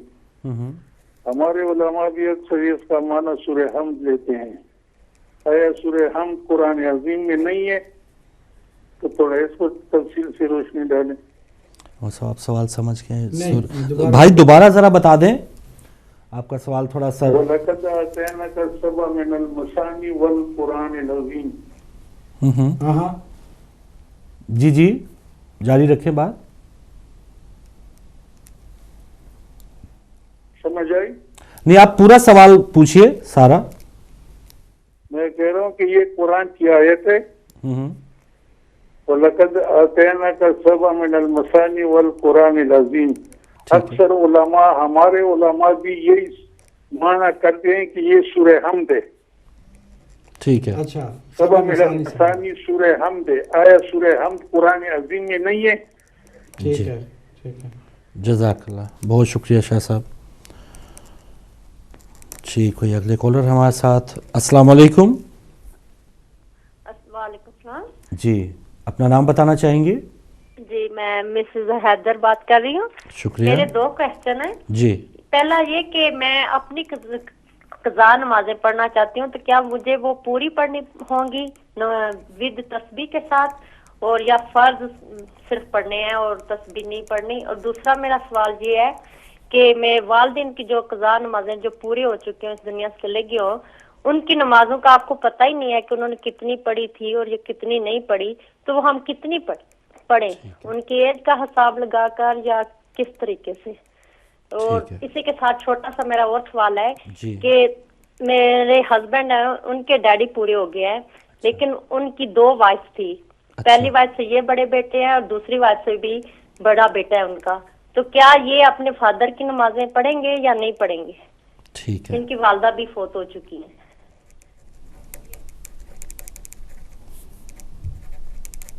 ٹھیک ہے بہن مسز حیدر، آپ کے سوالات نوٹ کر لیے ہیں. اگلے کالر. السلام علیکم.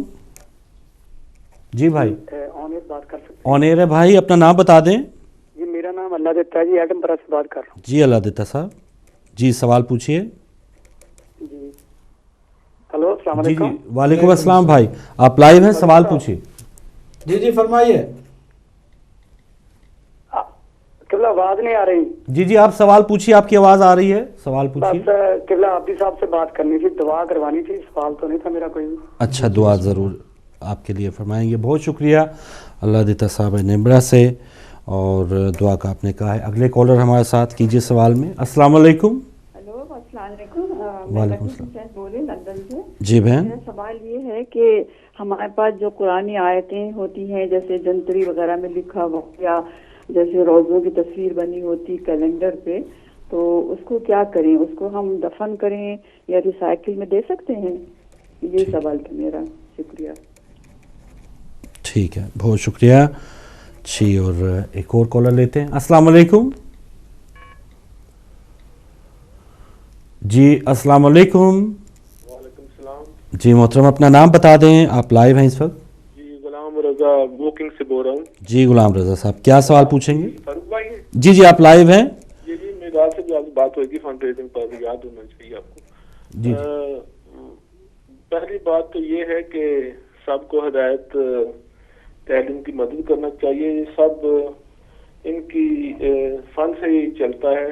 امریکہ وغیرہ سے ٹیلی فون آ رہی ہے آپ کو، ان کی مہربانی ہوگی امام زمان ٹیلی ویژن میں.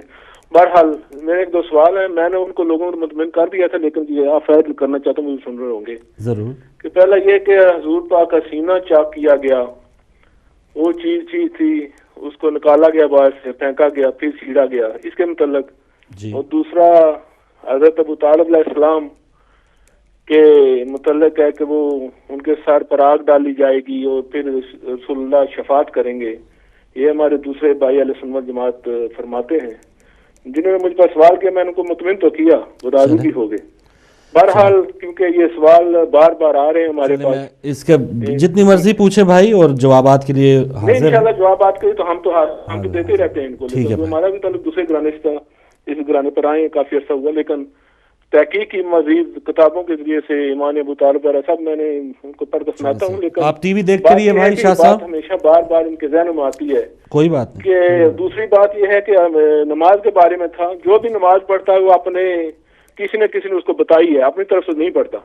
جس کو ہم فالو کرتے ہیں، جنہوں ہمیں بتائی ہے، ان کو سب دنیا چارے فقہ مذہب کے وہ کہتے ہیں کہ وہ صادق ہیں، سچے ہیں، رسول اللہ کے بیٹے ہیں. اگر ان سے لے لی جائے تو ماشاءاللہ سب مسئلے درست ہو جائیں گے. لیکن دنیا آہستہ آہستہ لینے کے لیے تیار ہو رہی ہے. لیکن ہدایت تحریر کا ہم شکر گزار ہیں کہ انہوں نے دنیا کو مطمئن کیا. اور جناب عابدی صاحب سے ملاقات ایک دفعہ ہو چکی ہے واکنگ میں میری. لیکن بات یہ ہے کہ ہم کھلے اجازت دیتے ہیں، سوال کیجیے، کسی کی ٹیلی فون کال نہیں کاٹتے. بالکل میں دوسرے چینلوں پر کرتا ہوں، میرے نام پہلے نہیں کاٹتے تھے، ابھی میرا نام لے سن کر کاٹ دیتے ہیں. چلے بھائی کوئی بات نہیں. اور ہدایت بہت شکریہ بھائی، بہت شکریہ بھائی. میں نے رات کو آپ کی خدمت عرض کی تھی وہ بلوچستان کے بارے میں اپنا نمبر کنٹرول روم میں چھوڑ دیا. چلے آپ چھوڑ دیں، نمبر چھوڑ دیں، کیونکہ یہ سوال کیجئے سوال پروگرام. بھائی میں چاہتا ہوں کہ کم وقت میں آپ سوال پوچھیں، مولانا صاحب سے زیادہ ٹائم میں ان کا جوابات لیں، اور اپنے تبصروں سے تھوڑا سا گریز. دوسرے کتنے پروگرام ہیں ہدایت ٹی وی پہ، آپ کھل کے مجھ سے بات کر سکتے ہیں، دیگر پروگرامز میں بات کر سکتے ہیں، دیگر ایشوز پہ بات کر سکتے ہیں. تو یہ پروگرام صرف آپ سوال پوچھیں، کیونکہ لاکھوں لوگ جو ہیں اس کو دیکھ رہے ہوتے ہیں اور ان کا ان سے فائدہ ہو سکتا ہے. تو کوئی اگلے کالر ہیں. السلام علیکم.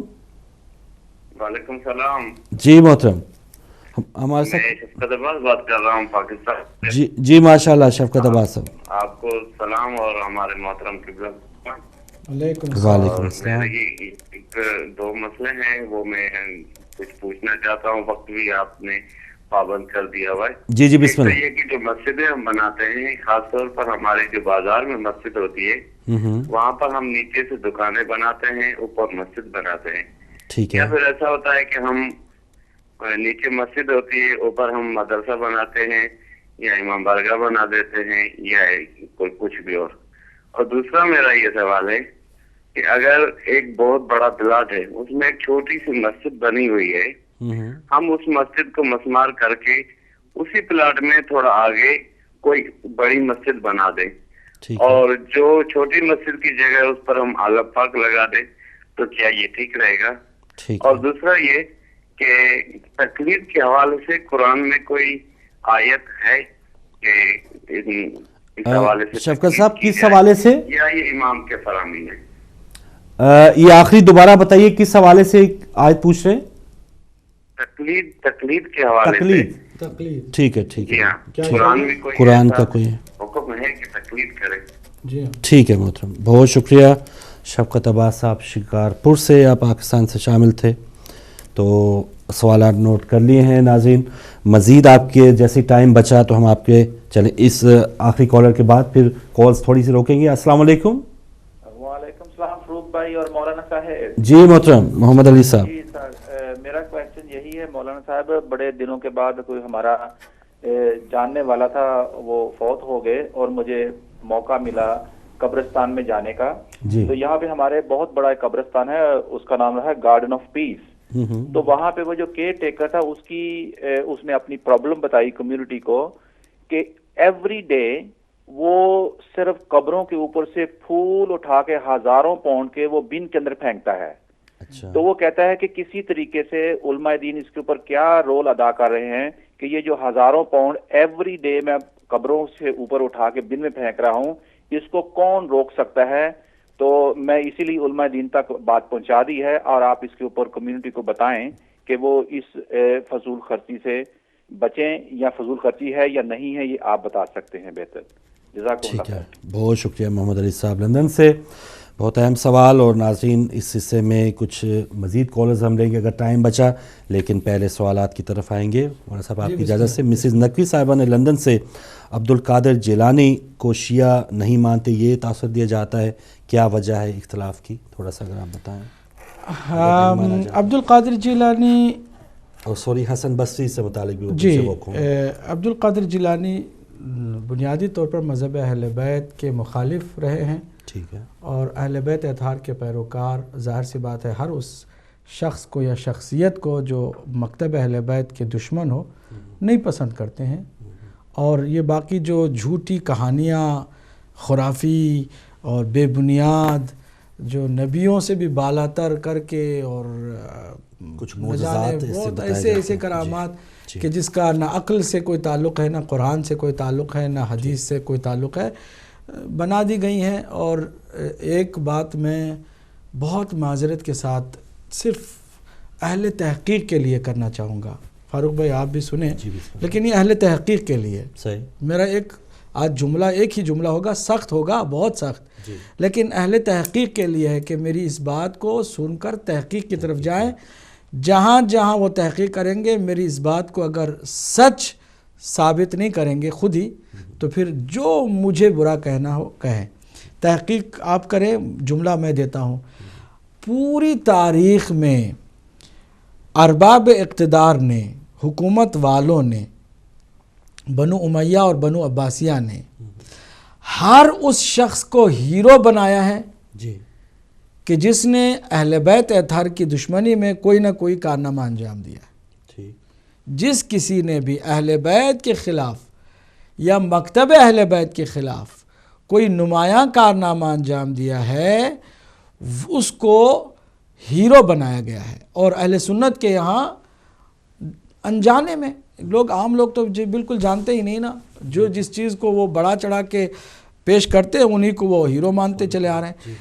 तो बहुत सारे ऐसे हीरोज़ 99% गुंजाइश रखता हुआ कि मेरी तरफ से कोई मुबालगा ना हो जाए, 99% वो लोग हैं कि जो हीरो बने हैं जबकि वो दुश्मनी अहले बैत में कहीं ना कहीं कोई कारनामा अंजाम दे चुके हैं।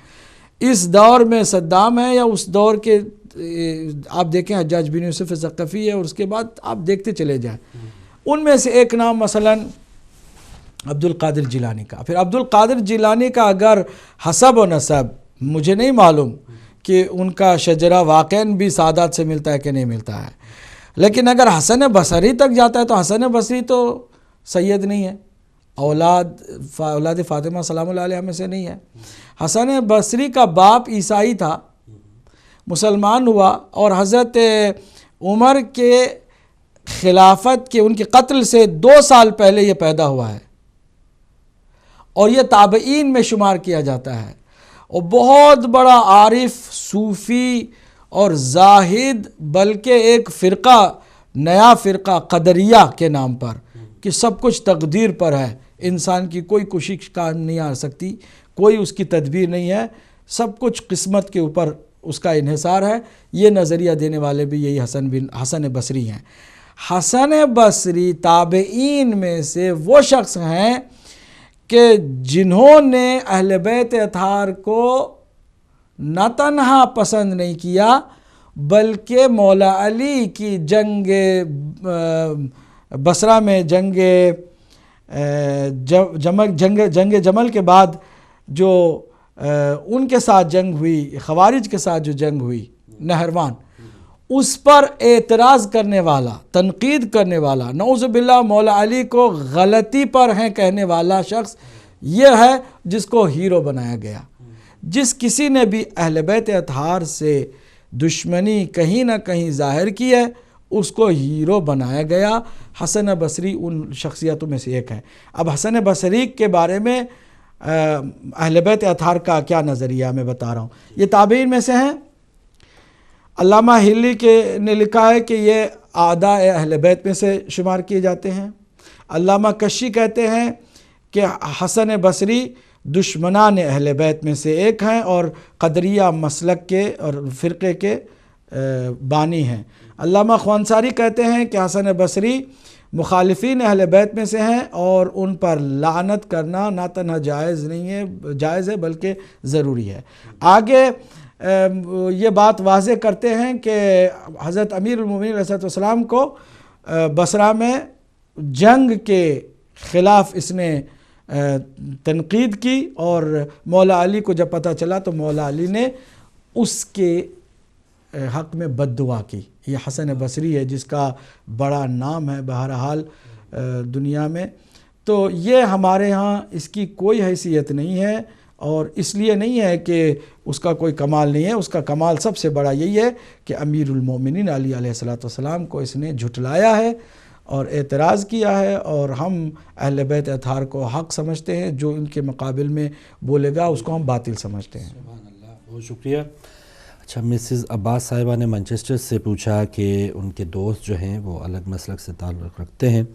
ان کے کہنا ہے کہ نظر و نیاز دینا بدعت ہے، اور یہ جو جشن عید میلاد النبی ہم نے گزارا منایا، تو اس حوالے سے بھی وہ پوچھ رہے ہیں کہ کیا آپ صلی اللہ علیہ وآلہ وسلم کے دور میں بھی ولادت کا دن منایا جاتا تھا؟ آپ کے صحابہ کرام مناتے تھے؟ دیکھیے، منانے کا جو طریقہ ہم نے جو اختیار کیا ہے وہ اپنے کلچر کے حساب سے ہے. دیکھنا یہ ہے کہ خوشی منانا غلط بات ہے یا اچھی بات ہے. اللہ کی نعمت اگر آپ کو ملتی ہے تو آپ خوش ہوتے ہیں، تو اس میں کون سی بدعت والی بات ہے؟ فطرت کا تقاضا ہے کہ نعمت پاتا ہے انسان تو خوشی مناتا ہے، اور اگر نعمت اس سے جدا ہوتی ہے، چھن جاتی ہے، تو غم مناتا ہے. خوشی اور غم کا تعلق فطرت سے ہے اور فطرت پر کوئی فتویٰ نہیں چل سکتا ہے. یہ معلوم ہونا چاہیے انہیں. البتہ خوشی منانے کے مختلف ڈھنگ ہیں، جس طرح سے غم منانے کے بھی مختلف طریقے ہیں. تو طریقوں پر آپ نہ جائیں بلکہ دیکھیں کہ مقصد کیا ہے. مقصد ہے کہ خوشی منائی جائے. اللہ کے نبی دنیا میں آئے، تشریف لائے، اس سے بڑی خوشی کا کیا مقام ہے؟ وَأَمَّا بِنِعْمَةِ رَبِّكَ فَحَدِّثْ. قرآن کہتا ہے کہ جب اللہ تمہارے پروردگار کی جانب سے کوئی نعمت ملے تو اس کا ذکر کرو، اس کے بارے میں بات کرو، گفتگو کرو، محفلیں سجاؤ. گفتگو کرتے ہیں، محفلیں سجاتے ہیں اور نعمت کا ذکر کرتے ہیں. اور جو ناشکر لوگ ہیں، جو انڈائریکٹ دشمنی رکھتے ہیں رسول کے ساتھ اور آل رسول کے ساتھ، وہ ان سب چیزوں کو بدعت کہہ کے اپنا دامن چھڑاتے ہیں، جبکہ دل میں کہیں نہ کہیں کوئی نہ کوئی کھوٹ ہوتا ہے.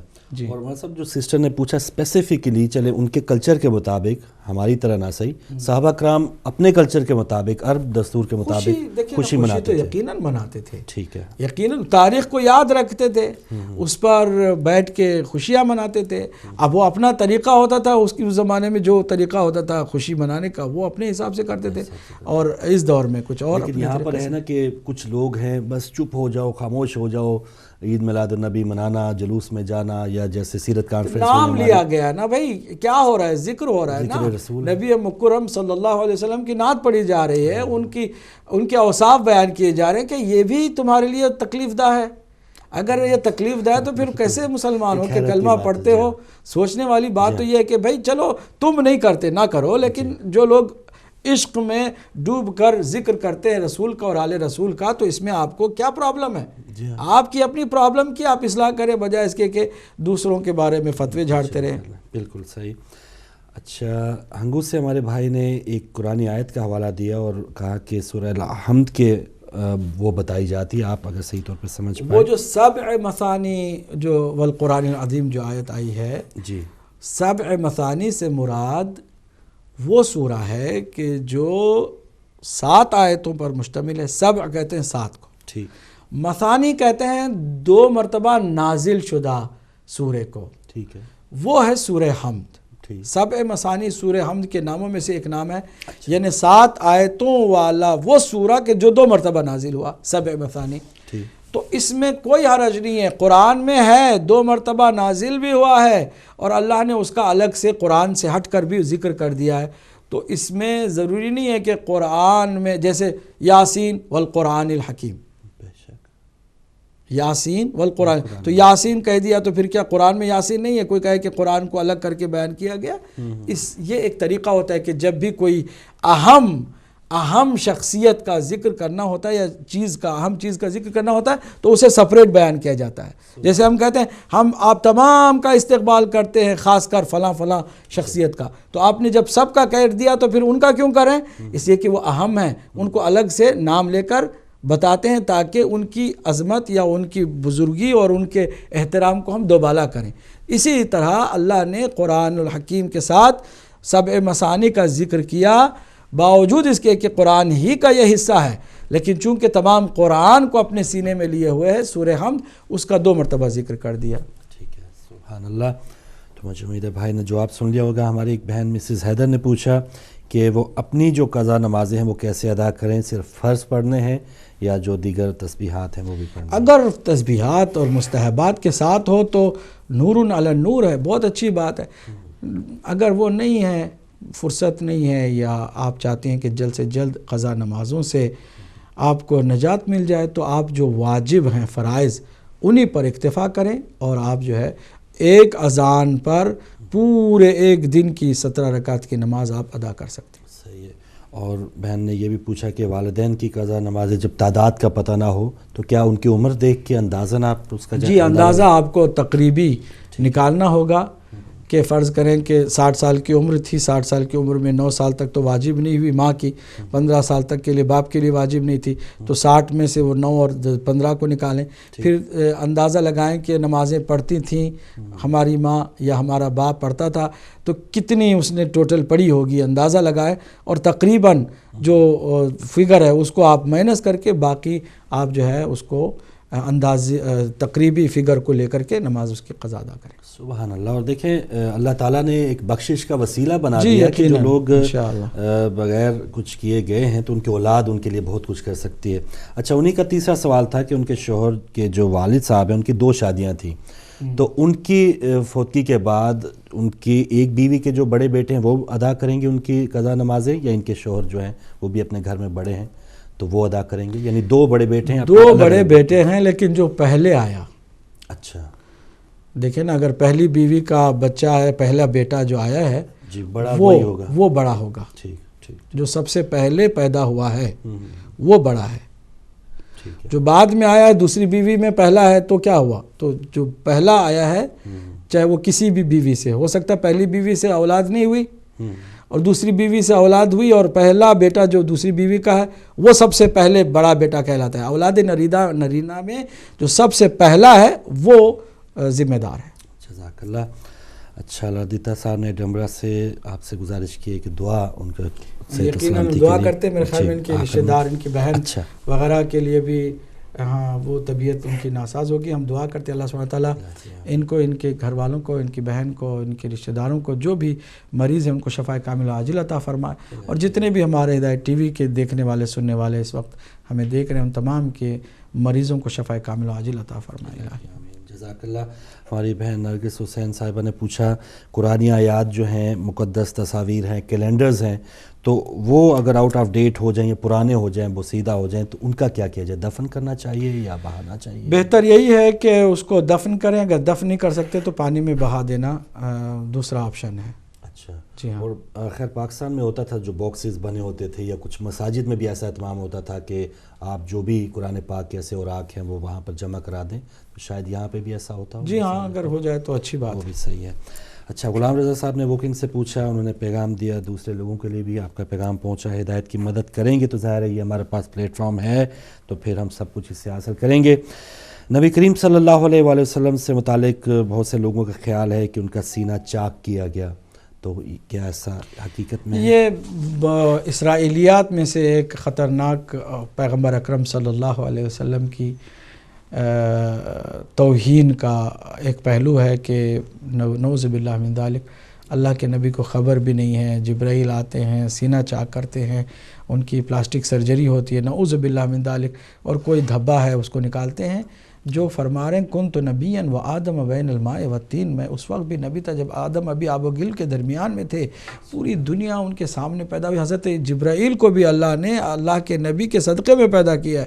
جبرائیل کی کیا بساط کہ وہ آ کر کے ایسا آپریشن جو ہے نا کریں نبی مکرم صلی اللہ علیہ وسلم کا. جو لوگ بہرحال نبی کو اپنے جیسا سمجھتے ہیں نا، جو بھی بکواس خرافی باتیں بنو امیہ کی بنائی ہوئی ہیں اس کو صحیح سمجھ کے چلتے ہیں. جبکہ ہم کہتے ہیں کسی بھی کتاب میں، ہو سکتا ہے کوئی آ کے فون کرے کہ بھئی آپ کی فلاں علامہ مجلسی کی کتاب میں بھی ایسا لکھا ہوا ہے. علامہ مجلسی نے کسی بھی بات کو لکھ کر کے انڈوز نہیں کیا کہ ہمارا یہ عقیدہ ہے. انہوں نے بالکل جمع کیا ہے جو بھی مل جائے، کیونکہ ہزاروں شیعہ کتب کو نظر آتش کیا گیا.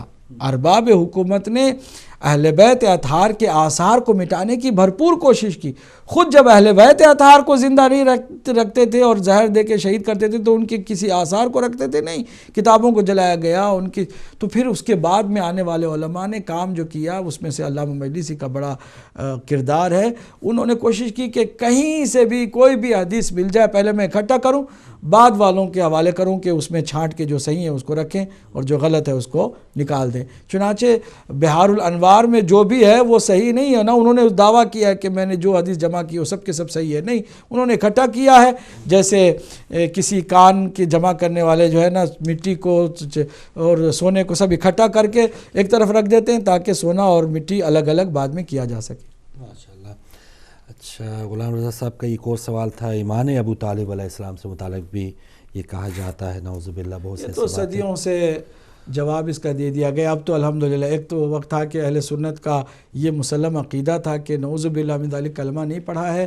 اس کے بعد آہستہ آہستہ آہستہ تحقیق کی گئی تو اب جتنے بھی خوش عقیدہ اہل سنت کے علماء ہیں وہ احترام سے حضرت ابو طالب کا نام بھی لیتے ہیں اور بعض تو علیہ السلام بھی کہتے ہیں. ظاہر سی بات ہے رسول اللہ نے جس شخصیت کی رحلت پر پورا 1 سال سوگ منایا اور اپنی امت سے کہا کہ کسی اپنے کے مرنے پر جو مسلمان ہے 3 دن سے زیادہ سوگ نہ مناؤ، اور اپنے چچا کے مرنے پر پورا 1 سال سوگ منایا. اندازہ لگائیں کہ یہ شخصیت کس طرح کی شخصیت رہی ہے. اور نبی مکرم، ویسے بھی مجھے سمجھنے اور سوچنے کے لیے جملہ عرض کر رہا ہوں، جب ظاہری اس دنیا میں جدائی برداشت نہ کر سکے تو قیامت کے دن کے اپنے چچا سے جدا ہو کر جنت میں چلے جائیں گے. یہ سب بنو امیہ کی کوششوں میں سے ایک کوشش یہ بھی ہے کہ حضرت ابو طالب پر الزام دیا کسی طرح کہ ان کی عظمت کم ہو جائے. لیکن دین کو بہرحال ابو طالب ہی کے خون نے بچایا ہے. اور آج اگر قیامت سے پہلے پوری دنیا پر عدل و انصاف کی حکومت کرنے والا کوئی امام مہدی نام کا بھی آنے والا ہے تو وہ بھی ابو طالب کا ہی فرزند ہے، اور ابو طالب علیہ السلام کے نسل سے ہی دین کو تقویت ملنے والی ہے. جزاک اللہ. اچھا، محترم شفقت عباس صاحب نے شکارپور سے پوچھا کہ جب گنجان آباد جو شہر ہوتے ہیں مساجد بنائی جاتی مارکیٹس میں ہی، کوئی اوپر جگہ مل گئی یا ہو سکتا ہے نیچے دکانیں ہوں، تو اس طرح جائز ہے؟ مساجد کا جو الگ سے ہے. جی ہاں، جس جگہ کو آپ نے مخصوص کر دیا کہ یہ مسجد کی جگہ ہے تو پھر اس کے احکام اس پر لاگو ہوتے ہیں. لیکن آگے پیچھے آپ نے اس کو مسجد نہیں بنا، نیچے دکانیں ہیں، ہو سکتا ہے مسجد کے اوپر بھی گھر ہو کسی کا، تو اوپر کے حصے میں جو کچھ ہوتا رہے وہ ہوتا رہے. جی، لیکن درمیان میں جب آپ نے اس کو ایک ایریا کو مخصوص کر دیا کہ مسجد ہے تو پھر اس کو آپ مسجد کے احکام کے ساتھ ہی مانیں گے. اچھا، ایک اور ان کا سوال تھا کہ چھوٹی مسجد میں بعد میں پھر کیپیسٹی کی وجہ سے اس کو جب وسیع کیا جاتا ہے تو چھوٹا مسجد یا اس کو مسمار کرنا کیسا ہے؟ اور وہ بتا رہے ہیں کہ ایک چھوٹی مسجد انہوں نے مسمار کر کے وہاں علم پاک لگا دیا ہے اور کھلا آتا اور پھر نئی عمارت تعمیر. کوئی حرج نہیں ہے، مسجد کو کی توسیع جو ہے نا بہت اچھا عمل ہے، بہت اچھی بات ہے کہ چھوٹی مسجد اس کو بڑا کریں.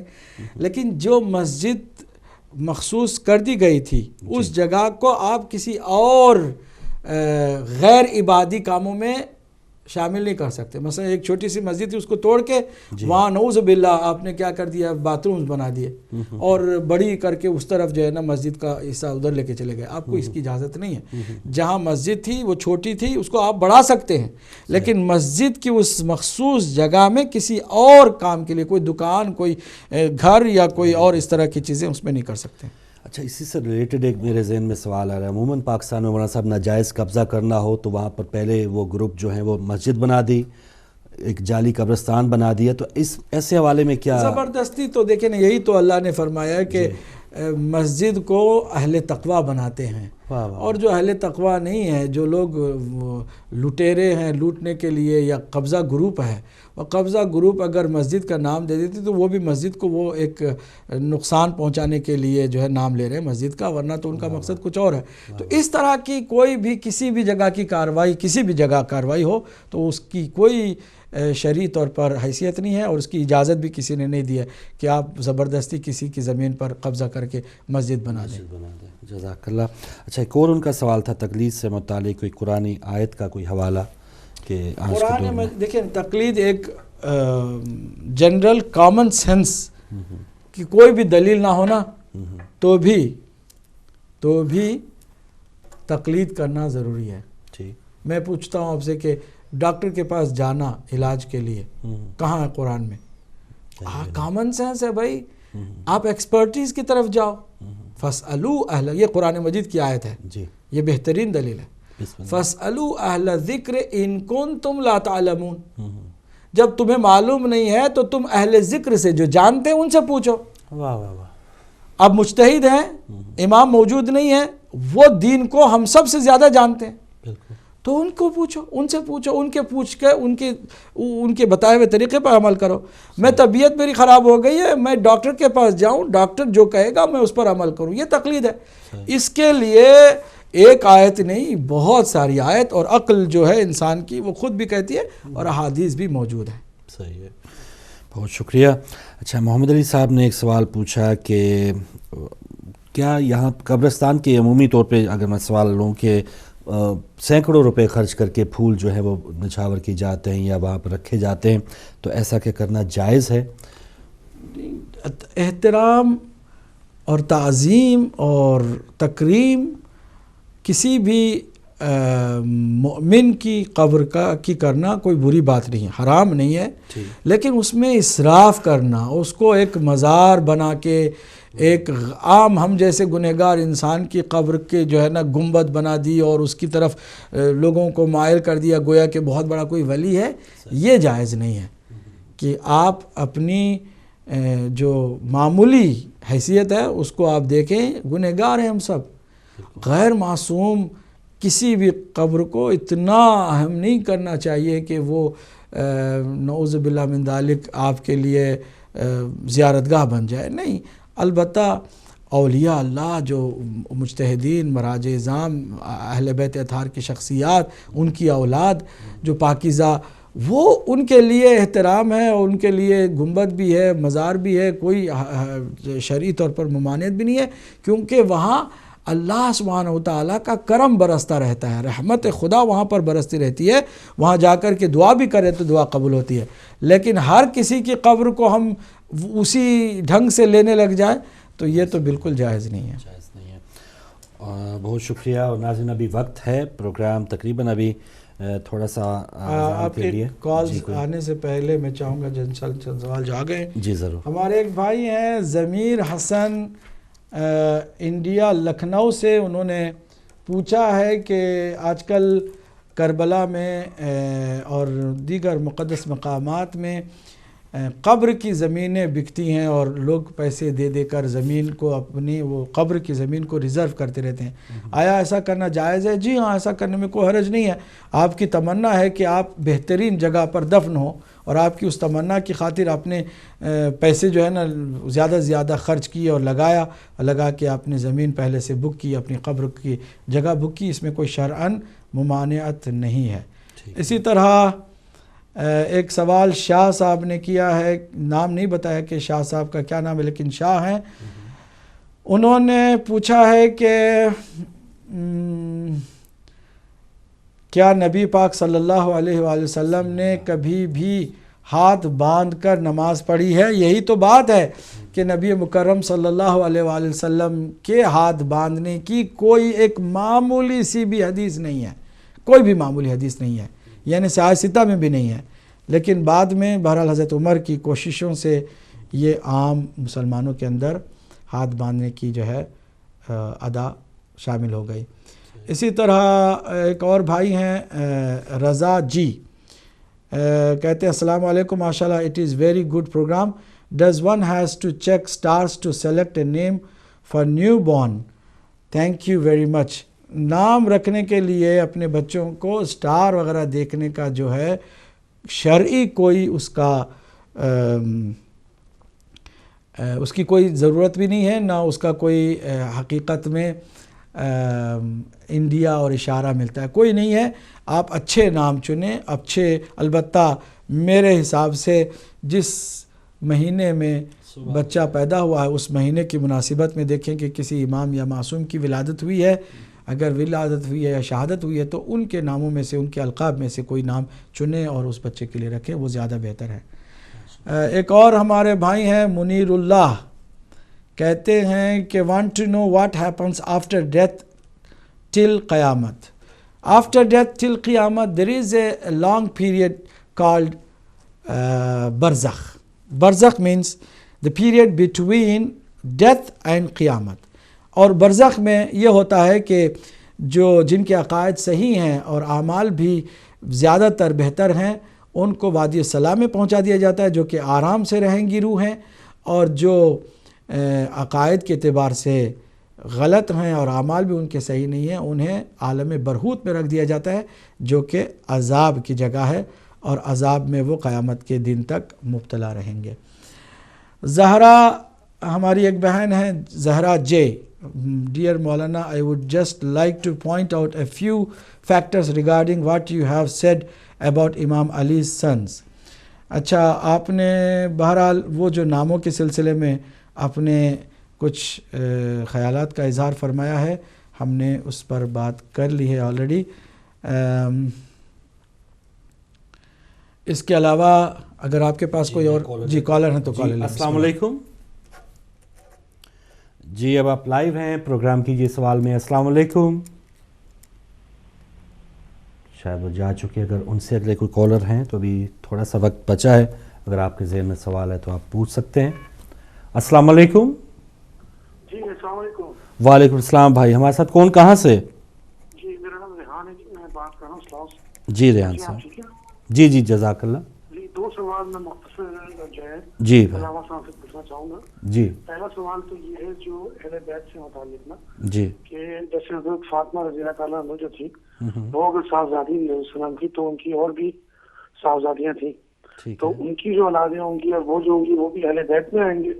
اچھا. اور سیکنڈ آپ نے وہ تحقیق کے متعلق یہ بات کی تھی کہ وہ تحقیق سے ثابت کریں کہ بنو امیہ کے زمانے میں جو بھی ہیں کسی نے بھی ان کے مطلب اگینسٹ کوئی بات نہیں کی, تو اس کی مثال تو جیسے ملتی ہے ان کی یزید کی, اس کو اہل سنت وغیرہ اس کو اچھا تو نہیں سمجھتے, تو اس کا مطلب تھوڑا یہ دو چیزیں واضح کر دیں پلیز.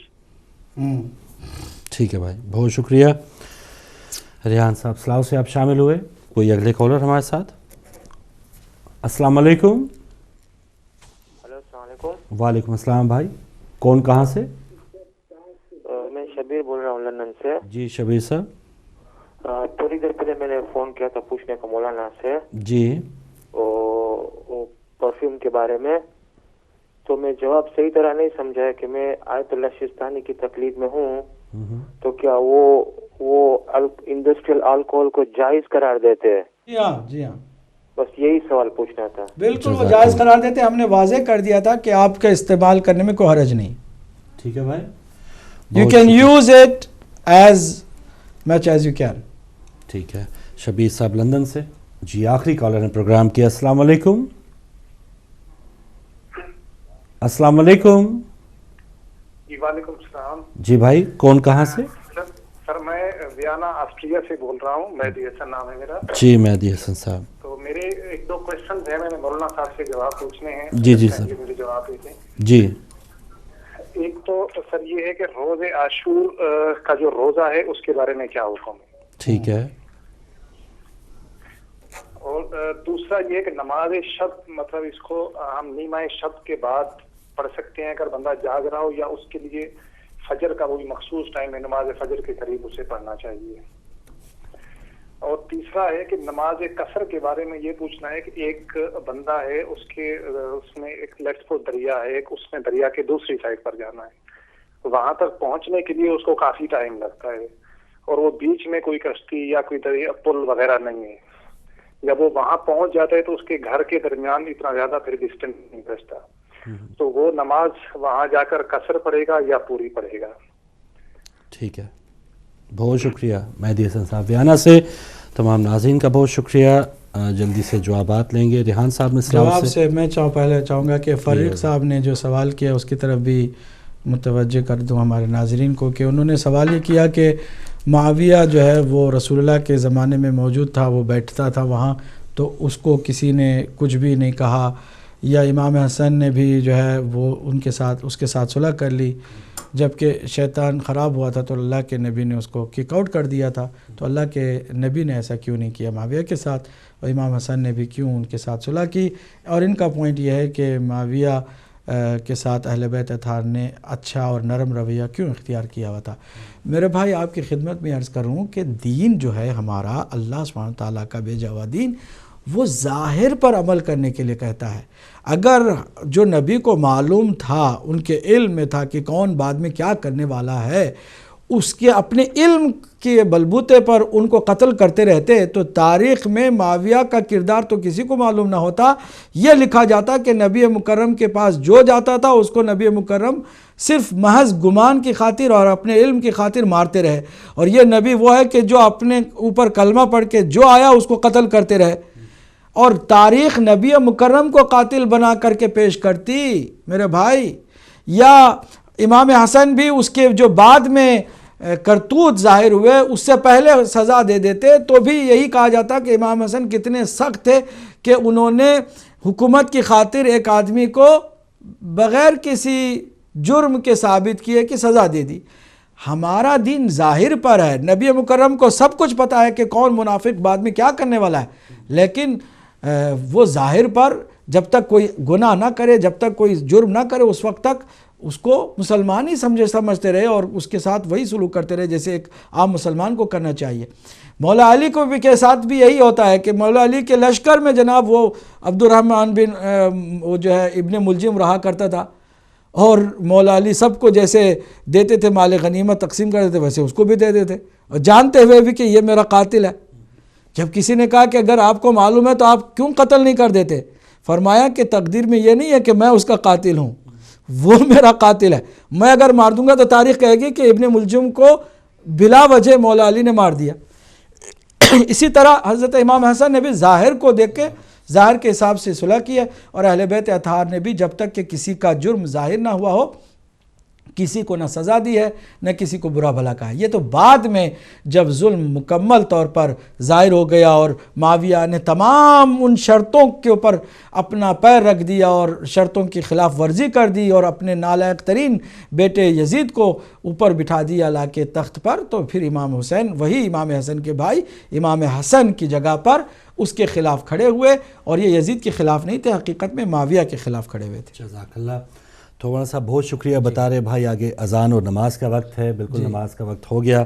रेहान साहब आपके सवाल, मेहदी साहब आपके सवाल जो हैं बहुत अहम है, इंशाल्लाह अगले प्रोग्राम में बिल्कुल आगाज़ में देंगे। 3 मिनट का तो जल्दी मुख्तसर जवाब दे देते हैं। मुझे भाई बता रहे हैं अगर टाइम है भाई, बिल्कुल टाइम नहीं है, तो मैं इंशाल्लाह ज़रूर चाहूँगा कि नाज़रीन जो है इंतज़ार कीजिएगा, वरना ईमेल आप कर सकते हैं और ऑफ एयर भी मौलाना साहब जवाब देंगे। एक बार फिर मौलाना साहब आपका बहुत शुक्रिया। नाज़रीन आपका बहुत शुक्रिया कि आपने सवालात किए। इंशाल्लाह फिर अगले प्रोग्राम में मुलाकात होगी। इजाज़त दीजिए, अल्लाह हाफ़िज़।